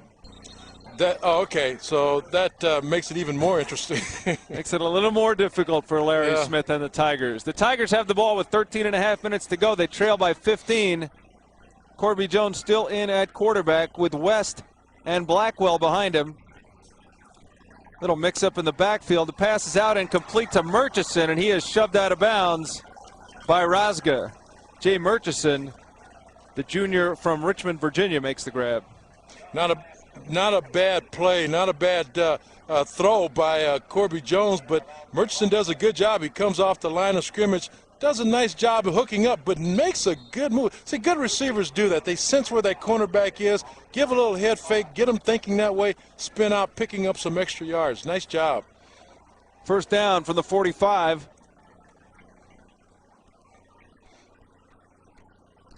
Jones gives the ball off to West, and West is across midfield. The pile keeps moving down to the Colorado 46-yard line. Well, we talked a little bit about Devin West. One thing interesting about Devin West that I just found out, he only played 2 years of high school. And this kid's got some pretty good athletic ability. He has good size. But again, this is a very young Missouri team. And in some key positions, a guy like Devin West, he's going to have his name called a lot in the next few years. So in the first half, Missouri was able to move the ball effectively on the ground. In the second half, the going has been a lot tougher as far as running the football. 2nd and 1 now from the Colorado 46. Jones with the play action to Blackwell is getting a lot of heat from Murchison and finally throws it away. But actually they're going to mark him down and out of bounds, I think, back at the 47. They're going to say that he did not get that pass off. Well, you know, this is going to be really critical for Missouri right now because they're in a situation down 28-13. They need to get the ball down the field a little bit more, and this is not the forte of Corby Jones being able to throw the ball. And you can see right here, just as he was releasing the ball, he was out of bounds, so it was a good call by the officials. They are discussing it right now, the spot of the ball. As the side judge said he was out of bounds, they have now remarked it back where it started. So I think it is an incomplete pass now, as it will be a 3rd and 1 from the 46. Ron James is the fullback. Blackwell now the tailback. So they have about a 500-pound backfield behind Corby Jones. Blackwell gets the ball, is stood up at the line of scrimmage, but may have first down yardage. Chris Nioli, one of those in on the play, as again he's in on the short yardage defense for the Buffs, along with Billy Mau. So a couple of the Hawaiians of the Colorado team combining to try and shore up that short yardage D. Well, I tell you, there was a mass of humanity right there. Everyone was in tight. You can see the handoff to Blackwell. Air was just nothing moving there. And then at the last minute, Blackwell, with sheer strength and size and weight and humanity, pushed his way forward. And it's going to be pretty close in measurement. First down. First down. By the nose of the football, Missouri has moved the chains and will have 1st and 10 from just at the Colorado 45-yard line. Down by 15 points, Larry Smith leaves Corby Jones in. He has been very effective as a quarterback, but you wonder at some point, when does your option game not leave you enough time to get back and try to win the football game? Well, they're still getting some pretty good yards on the option, but what they want to do now is run the option, but do a little play action and then see if Jones can handle that and pick up some big plays off that formation. Play action fake by Jones. Plenty of time back in the pocket. Now lets a floater go, and Dalton Simmons intercepts it at the 11. Simmons gets a nice block. He's out to the 20, 25, and Dalton Simmons with the interception comes down at the 37-yard line. His 2nd interception of the year for the senior from Marrero, Louisiana. And there are a few players on the CU team as well liked as Dalton Simmons. We all remember seeing him go down against Notre Dame in the Fiesta Bowl with that awful injury.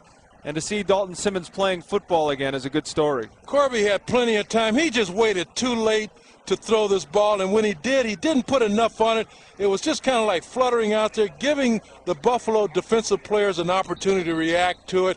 Nice pickup, nice interception. You see the receiver right here, Torrey Coleman. He's waiting. He had his man beat, but this is not the worst of it. Watch this. He comes back, and when he comes back, boom. You don't chase after interception. Oh, Haven. No. 4 wide receivers for the Buffs. Quit slant into Savoy by Detmer, and he's out to almost midfield as Koy Detmer is now 17 of 28 for well over 400 yards. And 3 touchdowns. Well, and the guy he's throwing it to is having quite a day himself. Savoy was lined up in the slot right there.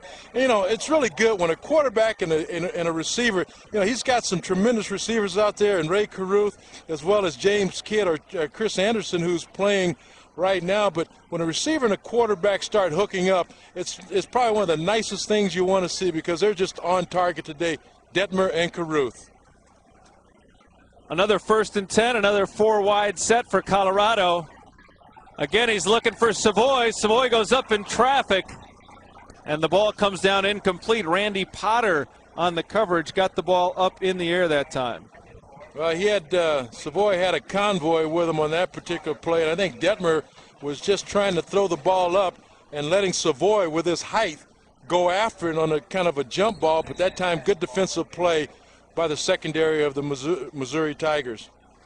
Carruth and Savoy have now combined for 11 catches and 315 yards. Not a bad day's work. Quite a tandem for Colorado. 2nd down and 10 from midfield. Detmer will throw again.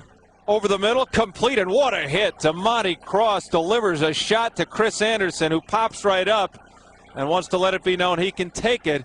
As well as Cross can dish it out, but dishing it out is Cross's specialty. Well, Anderson may have jumped up to acknowledge that he could take it, but I still, if you hold up 1 or 2 fingers, he probably wouldn't know how many you had up. Here you see the pass right over the middle. Does a good job in holding on to the ball. Damani Cross just comes and lays him out. Anderson jumps up and says, hey, is that your best shot? Koy Detmer, on a day when he started out struggling, is putting together a career day. There's Dwayne Charrington spinning through a tackle to the 15, to the 10, and down to the 4-yard line. Charrington showing the kind of explosion the coaches had talked about. His 2 runs today, or his 3 runs today, you get a sense there's something special there. This guy can fly. This kid is pretty good. I tell you, he gets good blocking up front. Nice little crease, nice little hole. Then from that point on, it's just all Carrington. He just takes it up the field, does a nice job, spins out of a tackle. This kid has got some. Athletic ability. Joe Love is down on the field for Missouri, back at the 35-yard line. But Charrington, when you talk about a guy who can run a 4.4, that's well and good. You tend to think maybe they can't run with contact. You saw Cross gave him a good shot there. He just took it, spun off it, kept his feet, and hit the gas. Good balance. We saw a play before it, too, where he was stopped at the line of scrimmage. He's got good lateral movement as well. When you see people that are running backs that are that fast, normally they don't have the good feet where they can move side to side or take a hit, maintain their balance, and still keep the speed going forward. Charrington does that quite well. You're going to see his playing time grow, I think. He had just 2 carries against Washington State and then 8 against Oklahoma State. But today, he has now seen the ball 3 times for 41 yards, and that last carry has the Buffs about to put this game away as they're working from the 3-yard line with 10.5 minutes to go. First and goal, Colorado. Charrington working out of the I formation. Gets some contact and spins his way down to the 2-yard line. They go to the I formation down near the goal line, and this time Charrington is working behind the fullback Darren Fisk. You know, Charrington's got pretty good speed, pretty good strength for a guy that's 5'10" and only 185 pounds. He gets in that I formation. He gets up in there pretty good, and when he does, he gets stopped, but he's got good balance, and he spins off, and he still keeps his legs going. That's what we call finishing a run. Charrington now has Keith Miller in at fullback ahead of him on 2nd and goal from the 2. We have whistles before the play, and Colorado has grabbed a timeout. Well, Koy couldn't get anybody to move. He kept lifting his leg to start someone in motion, and no one wanted to go. Then he turned around, called timeout, and he looked over to Neuheisel and said, hey, where's my motion man? Let's take a look as we check some of the other scores from around football. As we mentioned, Nebraska, ever since that loss to Arizona State, they have been very impressive. And today they do it to Oklahoma, 73-21. Kansas and Iowa State hooked up in a beauty. The Cyclones lead at 25-24. They are in the 4th quarter. Elsewhere, Oklahoma State, after losing to Missouri in overtime last week, leads Texas A&M. As the Aggies are struggling this year, it's 13-10 at the half. Baylor's being shut out by the Longhorns. They are approaching halftime, 21-0 the current score, Texas on top. And Michigan beat their old rival, Michigan State, 45-29. Final score in that rivalry. Ohio State had no trouble with Minnesota, a 45-0 shutout win for the Buckeyes. And Penn State trying to avenge their defeat last year to Gary Barnett's Northwestern Wildcats out to a big lead, 21-3. They're in the 2nd period there. Rick Neuheisel and Koy Detmer have everyone back on the same page as they now have a 2nd and goal from the 2-yard line.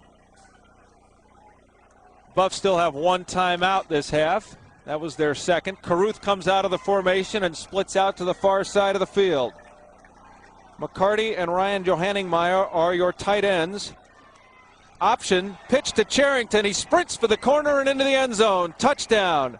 Koy Detmer took a shot on the play from Sam Joshua, but made the right read and the right pitch. I tell you, that was a very well executed play, but that's called giving up your body for 6 points. And Koy, I mean, Koy's a tough kid, and he's proven it over the years. And You can see they're running the option down here. They've got a split receiver up top. Fakes the handoff, pitches out, but boy, does he take a blow. Result touchdown, but Detmer kind of wanders over to the sideline and say, Coach, I don't know if that was a good play. Koy Detmer is as tough as shoe leather. He is tough. Jason Leslie's try is blocked right up the middle. Leslie covers it, but the block on the play, 34-13.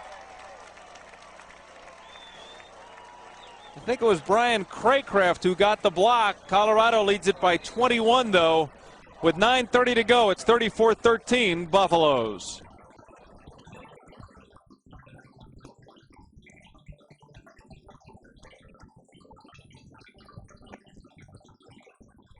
All right, we better go. I think it's you guys, can you handle the rest of it? We got a plane and let's go down to Carroll.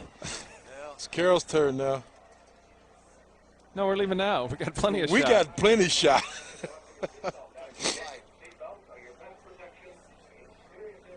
No. So, you got call it from the sideline.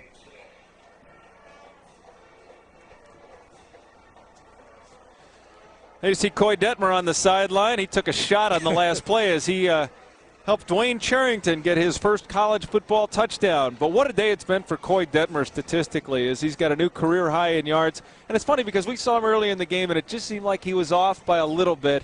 And then a couple of plays were made. He still wasn't that sharp, but plays were happening for him and the Buffs. And all of a sudden he's off to the races and the records start to fly. You know, that's what makes Koy so interesting. I mean, he's a never say die. He never gives up. And you just know that that's not going to last for any length of time. And it's just a matter of time when he gets into sync. And you can see right there on that particular play, on that touchdown, 6 plays, 62 yards, and a Carrington 2-yard touchdown run.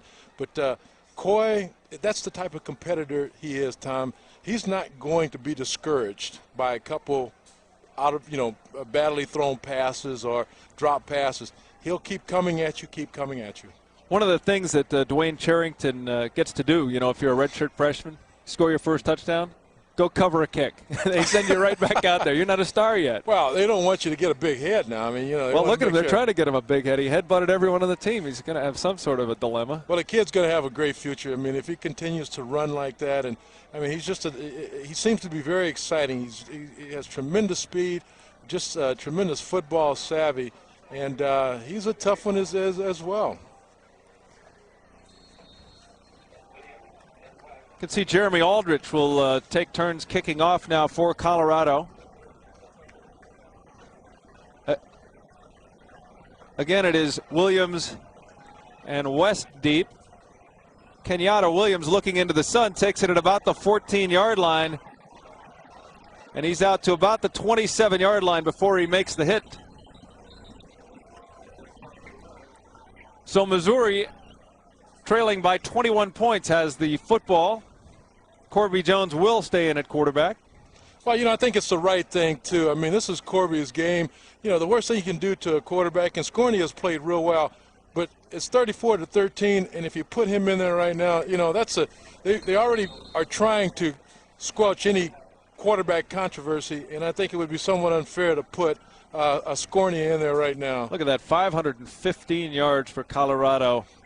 As they continue to pile up the yardage. The #1 ranked offense in the Big 12 has had another big day here in Missouri. Jones play action, pump fake, looking down the near sideline and overthrows Brooks.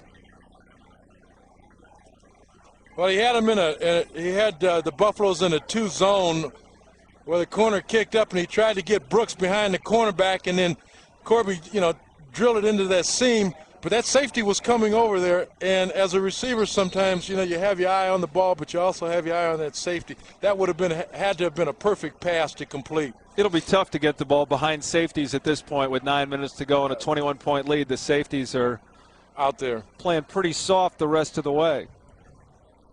Second down, Jones hands off to West, and West is met southward. Russell, Navies, like a linebacker meeting.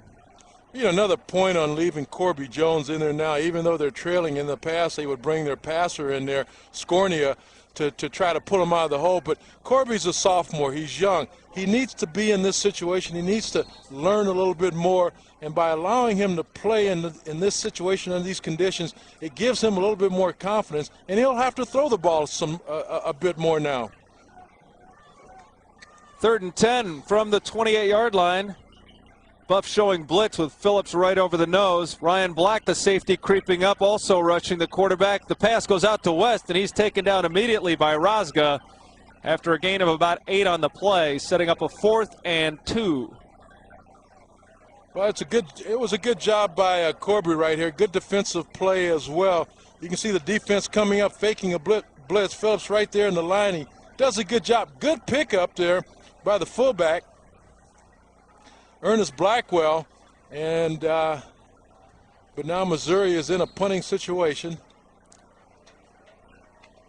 Vince Sebo will punt again today. Punt again right now, as a matter of fact, to Nunez. It's a high spiral that Nunez has to back paddle and take at the 14-yard line. Gets a block and has some room to roam. Nunez is out across the 30-yard line, up the near sideline, and knocked out of bounds by Sebo at the 35. So good return by Ryan Nunez. Now what Missouri doesn't want to do now is just totally give up. You know, they don't have a whole lot of time left, but still, this is a very important game for them. They played a big game last week, coming back, beating Oklahoma State in overtime, feeling very confident coming in today's game, playing a very good first half.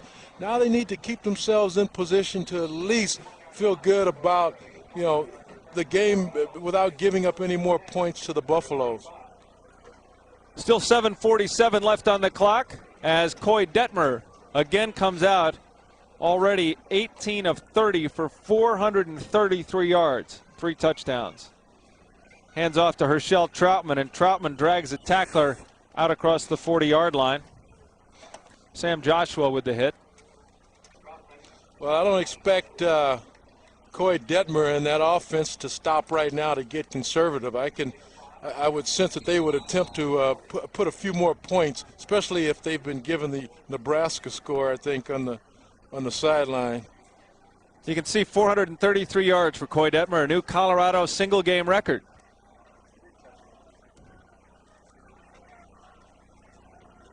Second down and 5. The give to Charrington, and Charrington with a stiff arm on cross gets out to midfield. Flags fly as we might have a face mask there. And I think it's on Charrington. I think his stiff arm went right into the face when he mask. did. But you know, it was interesting. That official, the first flag came in from that freeway over on the other side. I don't know how he saw that. Well, if you're an official and you got a really good arm, you got to show it off every now and then. I tell you, he should be in the Rockies bullpen. But you're right, though. I think just as he was trying to push the defender away, it got caught or lodged in, and that's. Now the face mask is on the Tigers. It's on the defense. They might have grabbed Charrington's face mask as well. I thought he had gotten cross with his stiff arm.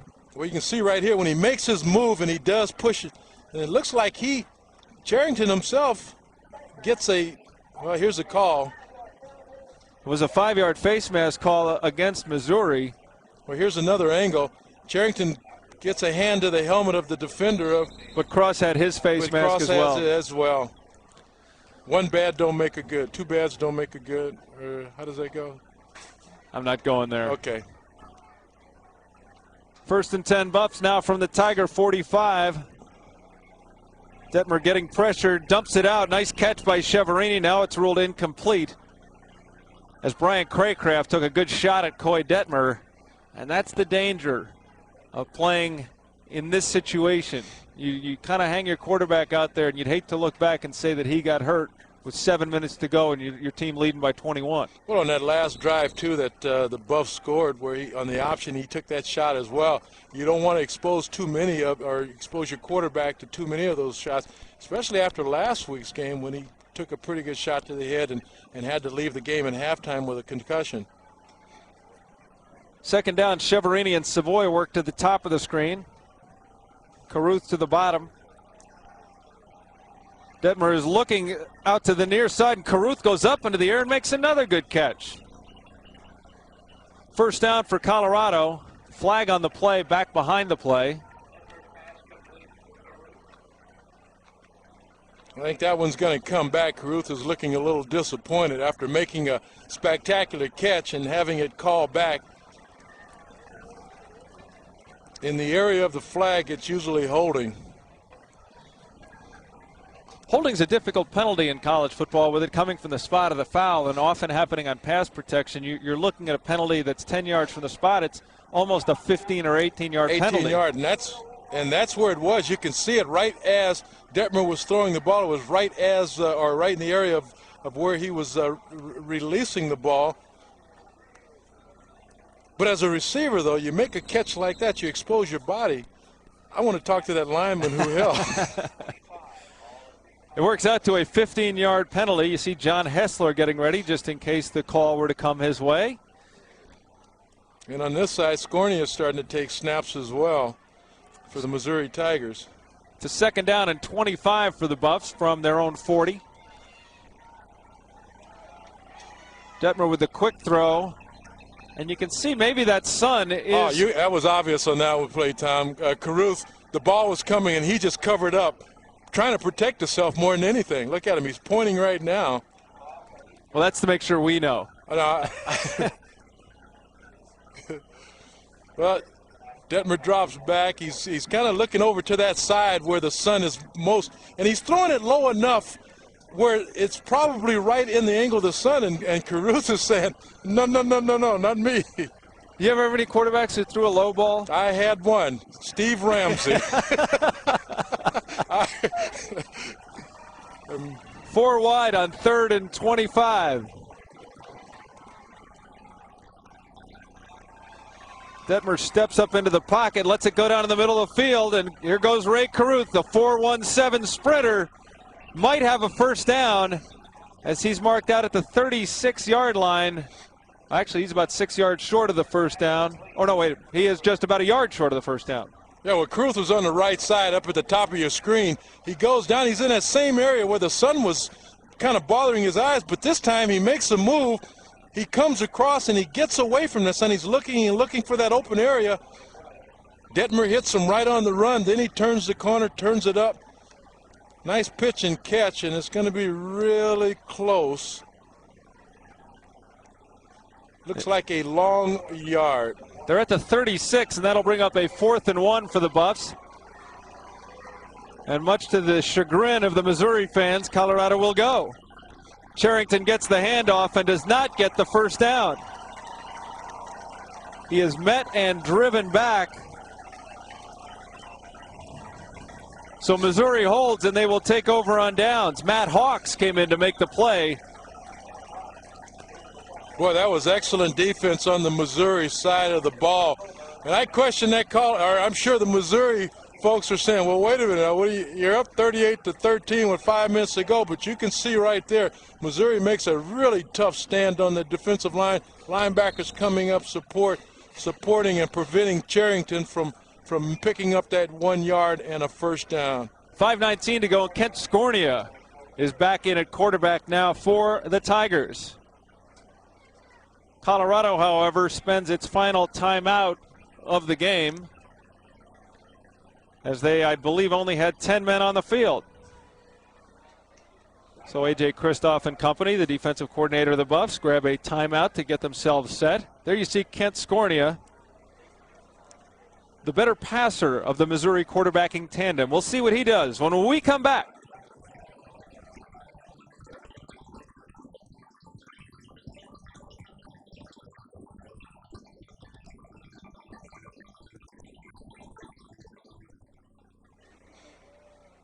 Hey, can you get a shot of our car? Yeah. I kept looking at my watch. We got plenty of time, but I haven't changed the time. It's only 3 o'clock. Don't do a lot of thinking. We'll do Ben here. Okay.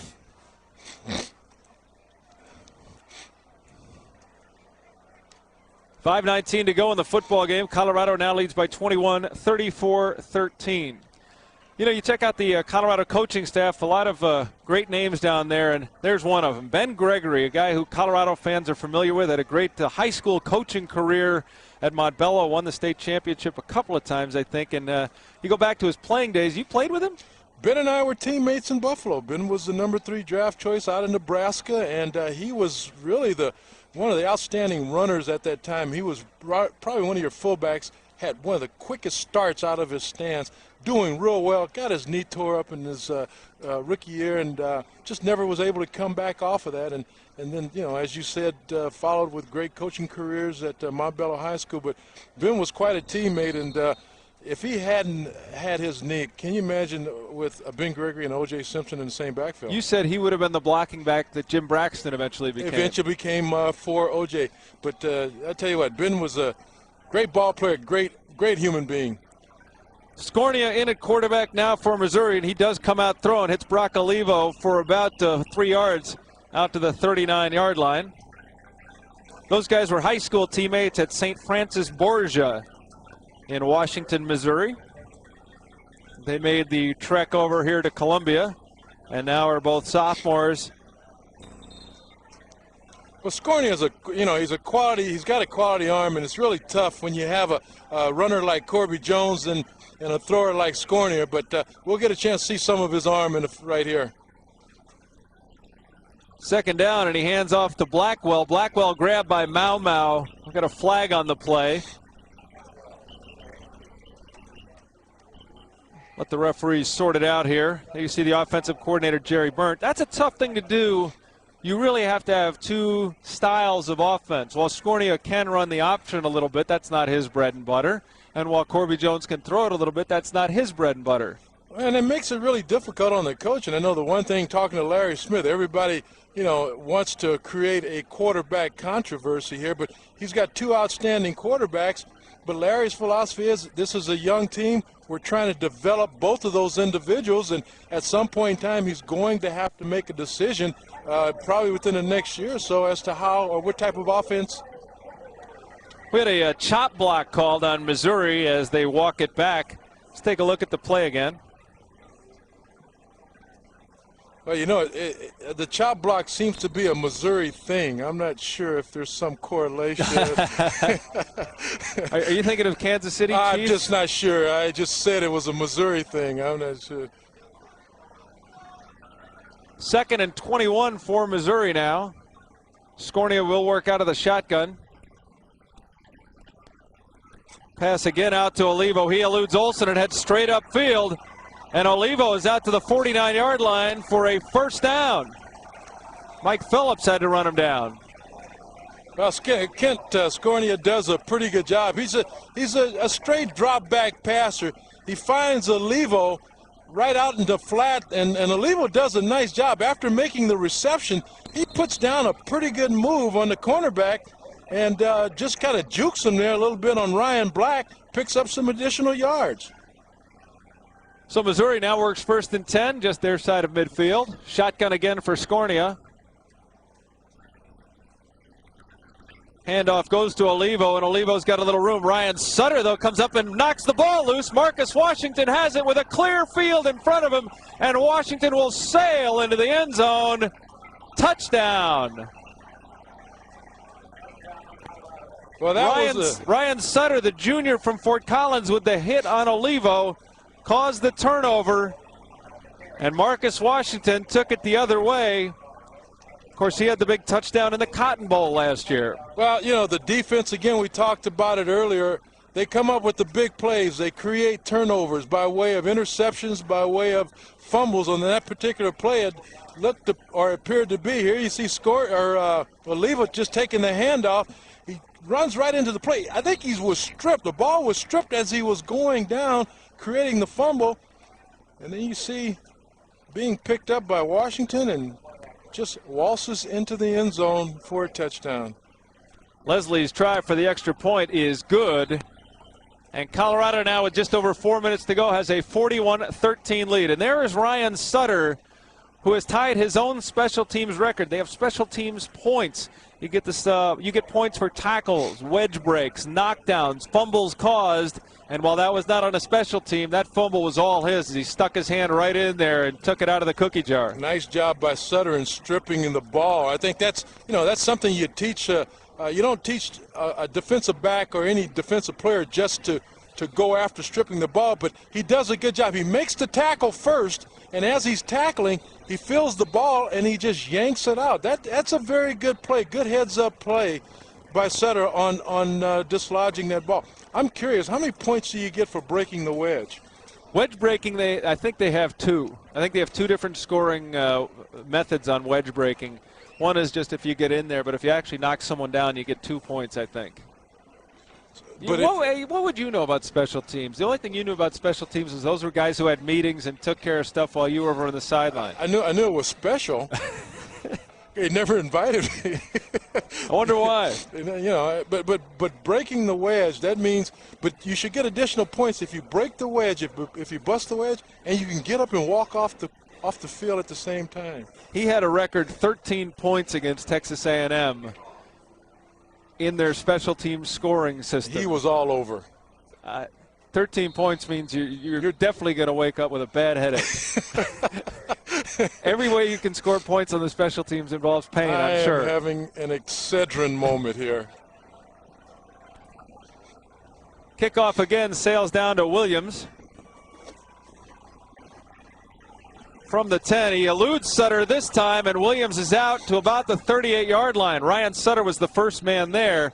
There's a flag on the play. Let's go down to Carol McKinley for more.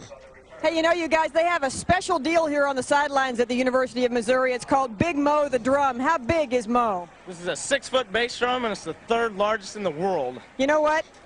I'm getting a bang out of this. Oh, yes. The last time you heard that. As hard as you can. I don't want to work, you guys. I want to, bang on the drum all day. Back to you. Carol really gets into this, boy. I tell you what. That's Big Mo. Yeah, Big Mo. I thought that was Big Moses. I thought it was about you again. You know what? The more I think about it, that M over there is in recognition. Of they you? did that special. I saw these guys putting those rocks up this morning, one by one. Now they got those rocks look like a fun place to be right now. We see some kids walking on the Big M out at the end of the stadium. I would be concerned because some of those boulders could start flying in any moment if things start to, kind of get a little ugly. I know. You could put somebody's eye out. Well. After the penalty, Missouri has to start out from inside their own 20. Scornia over the middle. And again, it's Olivo. And Olivo's out to the 35-yard line. Mike Phillips drags him down. Well, they're going to kind of go to a hurry-up huddle right there, but Scornio and Oliva seem to know one another, and obviously it goes back to their high school days. They're not having any difficulty hooking up and coming up with big plays. First down from the 35 for the Tigers. Scornio and Olivo. Rosgo with the tackle. They don't have to have everybody sit in if this is their offense. They don't have to have like a meeting. I think they have a different offensive coordinating day. 5 yards on the pickup to the 40-yard line.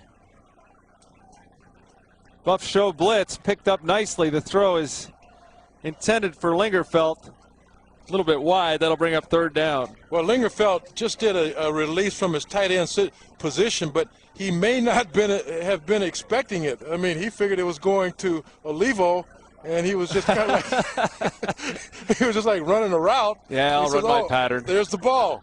Whoops.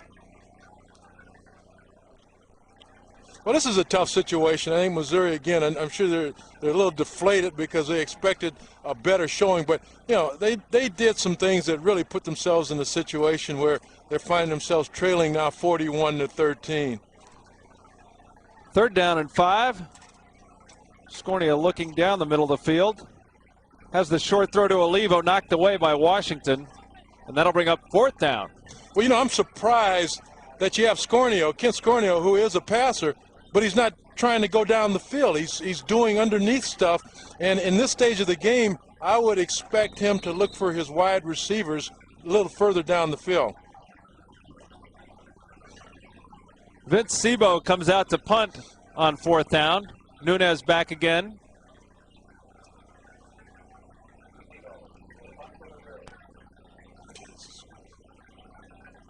Nunez fields it at the 21-yard line with a fair catch. And the Colorado offense will come out on the field with 3:08 to go in the ball game. Looks like Jeremy Weisinger might get the call at quarterback as he is in the huddle right now with Rick Neuheisel. Well, now's the time to showcase, or not showcase, but get some experience to some of your kids. Weisinger, surprising for a quarterback, is maybe the fastest guy on the team, at least this last spring, even with Rae Carruth being able to run a 4.17. This last spring, Weisinger was the fastest man in the 40. Well, you know, at 6'2", 210, that makes it even more interesting. He's a good-size quarterback. Weisinger hands the ball off to Charrington, and in a lot of traffic, picks up very little. Well, you've got your freshman quarterback, you've got your freshman running back in there. I mean, you know, you have to start looking at the future of your team, and this is certainly a good opportunity when you're in the Big 12 or a conference game to have the opportunity to showcase these kids. Great peek at the future right now if you're a Colorado Buffalo football fan. Marcus Stiggers, Ryan Nunez all in the game. Of course, they get significant playing time on the special teams. Robert Toller, a wide receiver, also in, along with Weisinger and Charrington. Charrington again with the handoff, runs through a tackle and is out to the 22-yard line.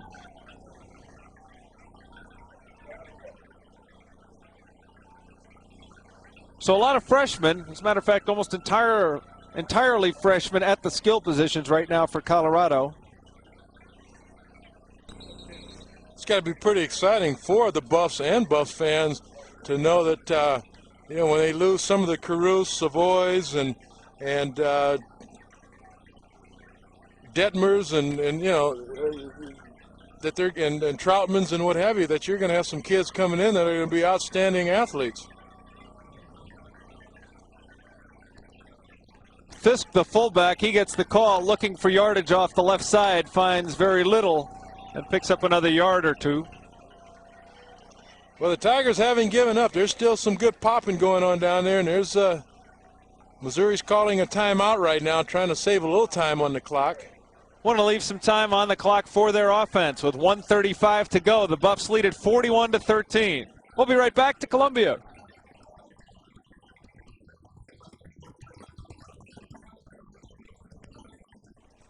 Stranger things have happened. 135, 41-13. I got 320. I got. Right. Yeah. No. Yeah. That ties it. Whoa.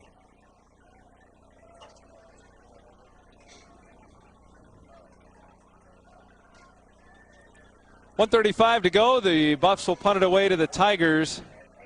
So Missouri and their offense will get one more shot at the football. What a day for Rae Carruth. 7 catches, 222 yards, and 2 touchdowns. That is a career. Yeah. I mean, that's an outstanding day. He has made some wonderful catches. He's had a few called back, too. Most importantly, that first touchdown seemed to spark a flat CU team. Peach, a little trouble with the snap, gets the kick away. And it will die at about the 35-yard line, down by Damon Wheeler. So Missouri has a little time left on the clock to get some work in for Kent Scornia and some of the other offensive players who had not gotten a lot of work yet today. Well, you know, you have to be, well, certainly Rick Neuheisel has to be very pleased that while at one point, first half, Missouri kept this fairly close, but by the same token, and when Koy Detmer was struggling a little bit, that all of a sudden they broke out of that funk and then really began to put the offense together, and certainly Carruth and Detmer were a major part of that. Kent Lehman splits out to the near side. Torrey Coleman to the top. Scornia throws over the middle, intended for Brooks, incomplete. Well, again, Scornia, he was looking up top. He wanted to go to Torrey Coleman up to the top of the screen or to the left side, and Torrey just didn't have enough, or didn't appear to have his man beat. And at the last minute, Scornia came back to his underneath coverage. But I think right now, you take shots whether it appears that your receiver is covered or not. You let him go up for the ball. Second down now. Scornia works out of the shotgun.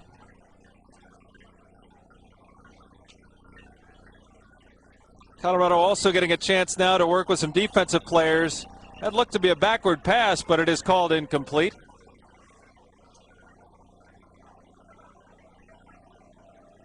Well, I'm still not sure. Again, if I were Scornia, I'd just go ahead, not unless he's protecting his average or wanting to make sure he has a completed pass. But I just go ahead and take it down the field. You've got receivers that are pretty good. Torrey Coleman is 6'2". And, he's big enough and tall enough to go up for a ball, and I'd say give him a shot at it. Among those in on defense for Colorado right now, the left defensive end, number 98, Jesse Warren, was one of the most sought-after defensive players coming out of high school in Dallas last year. Scornia's throw is low for Brooks and skips in, incomplete. Well, I'm going to defend Scornia, too, because he's been on the sideline and it's been very cold. And to try to loosen up and get a ball down the field, I mean, that's kind of tough. I mean, you're putting a lot of pressure on him, number one, coming in the situation where you're down 41-13. But at the same time, to try to make some things happen, it's not as easy. And certainly I'm going to reserve my criticism because as a receiver. So it'll be 4th and 10 now. Just outside the 35-yard line.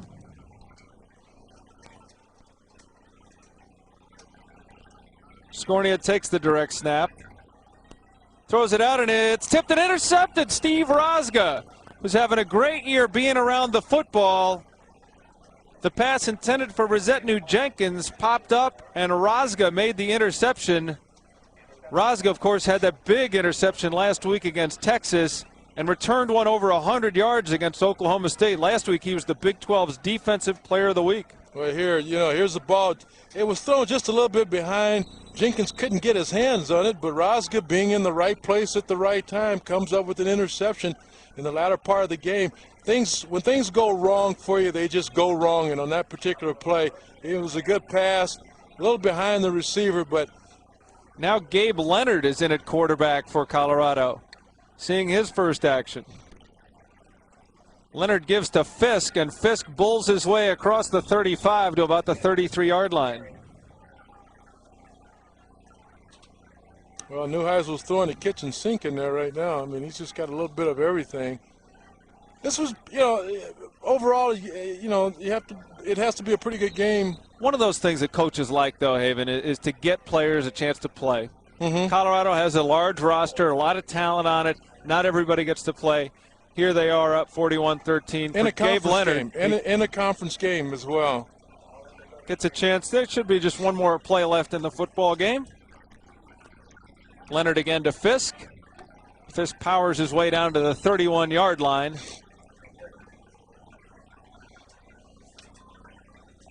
And that's going to do it. As the clock heads down to 0, Rick Neuheisel comes over to shake hands with Larry Smith. The Colorado Buffaloes move to 7-1, 5-0 in the conference. Missouri falls to 3-5, 1-4 in the conference. Next week, the Buffs will host Iowa State at Folsom Stadium in Boulder. Colorado wins at 41-13. We'll be right back to Faurot Field in Columbia, Missouri in just a couple of minutes.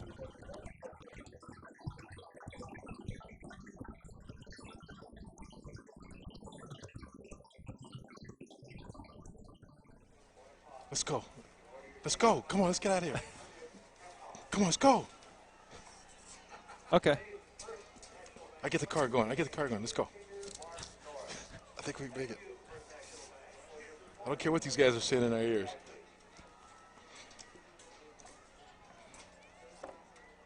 Would you tell them to cool it? Let's get out of here.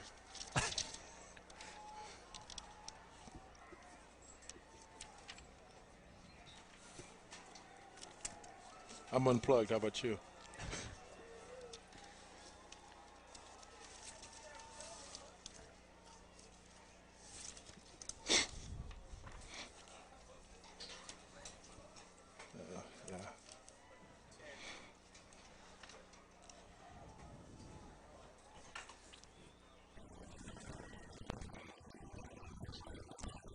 There you see the final score. Colorado with a big second half puts away the Missouri Tigers 41-13, the final score. Let's go down on the field. Carol McKinley.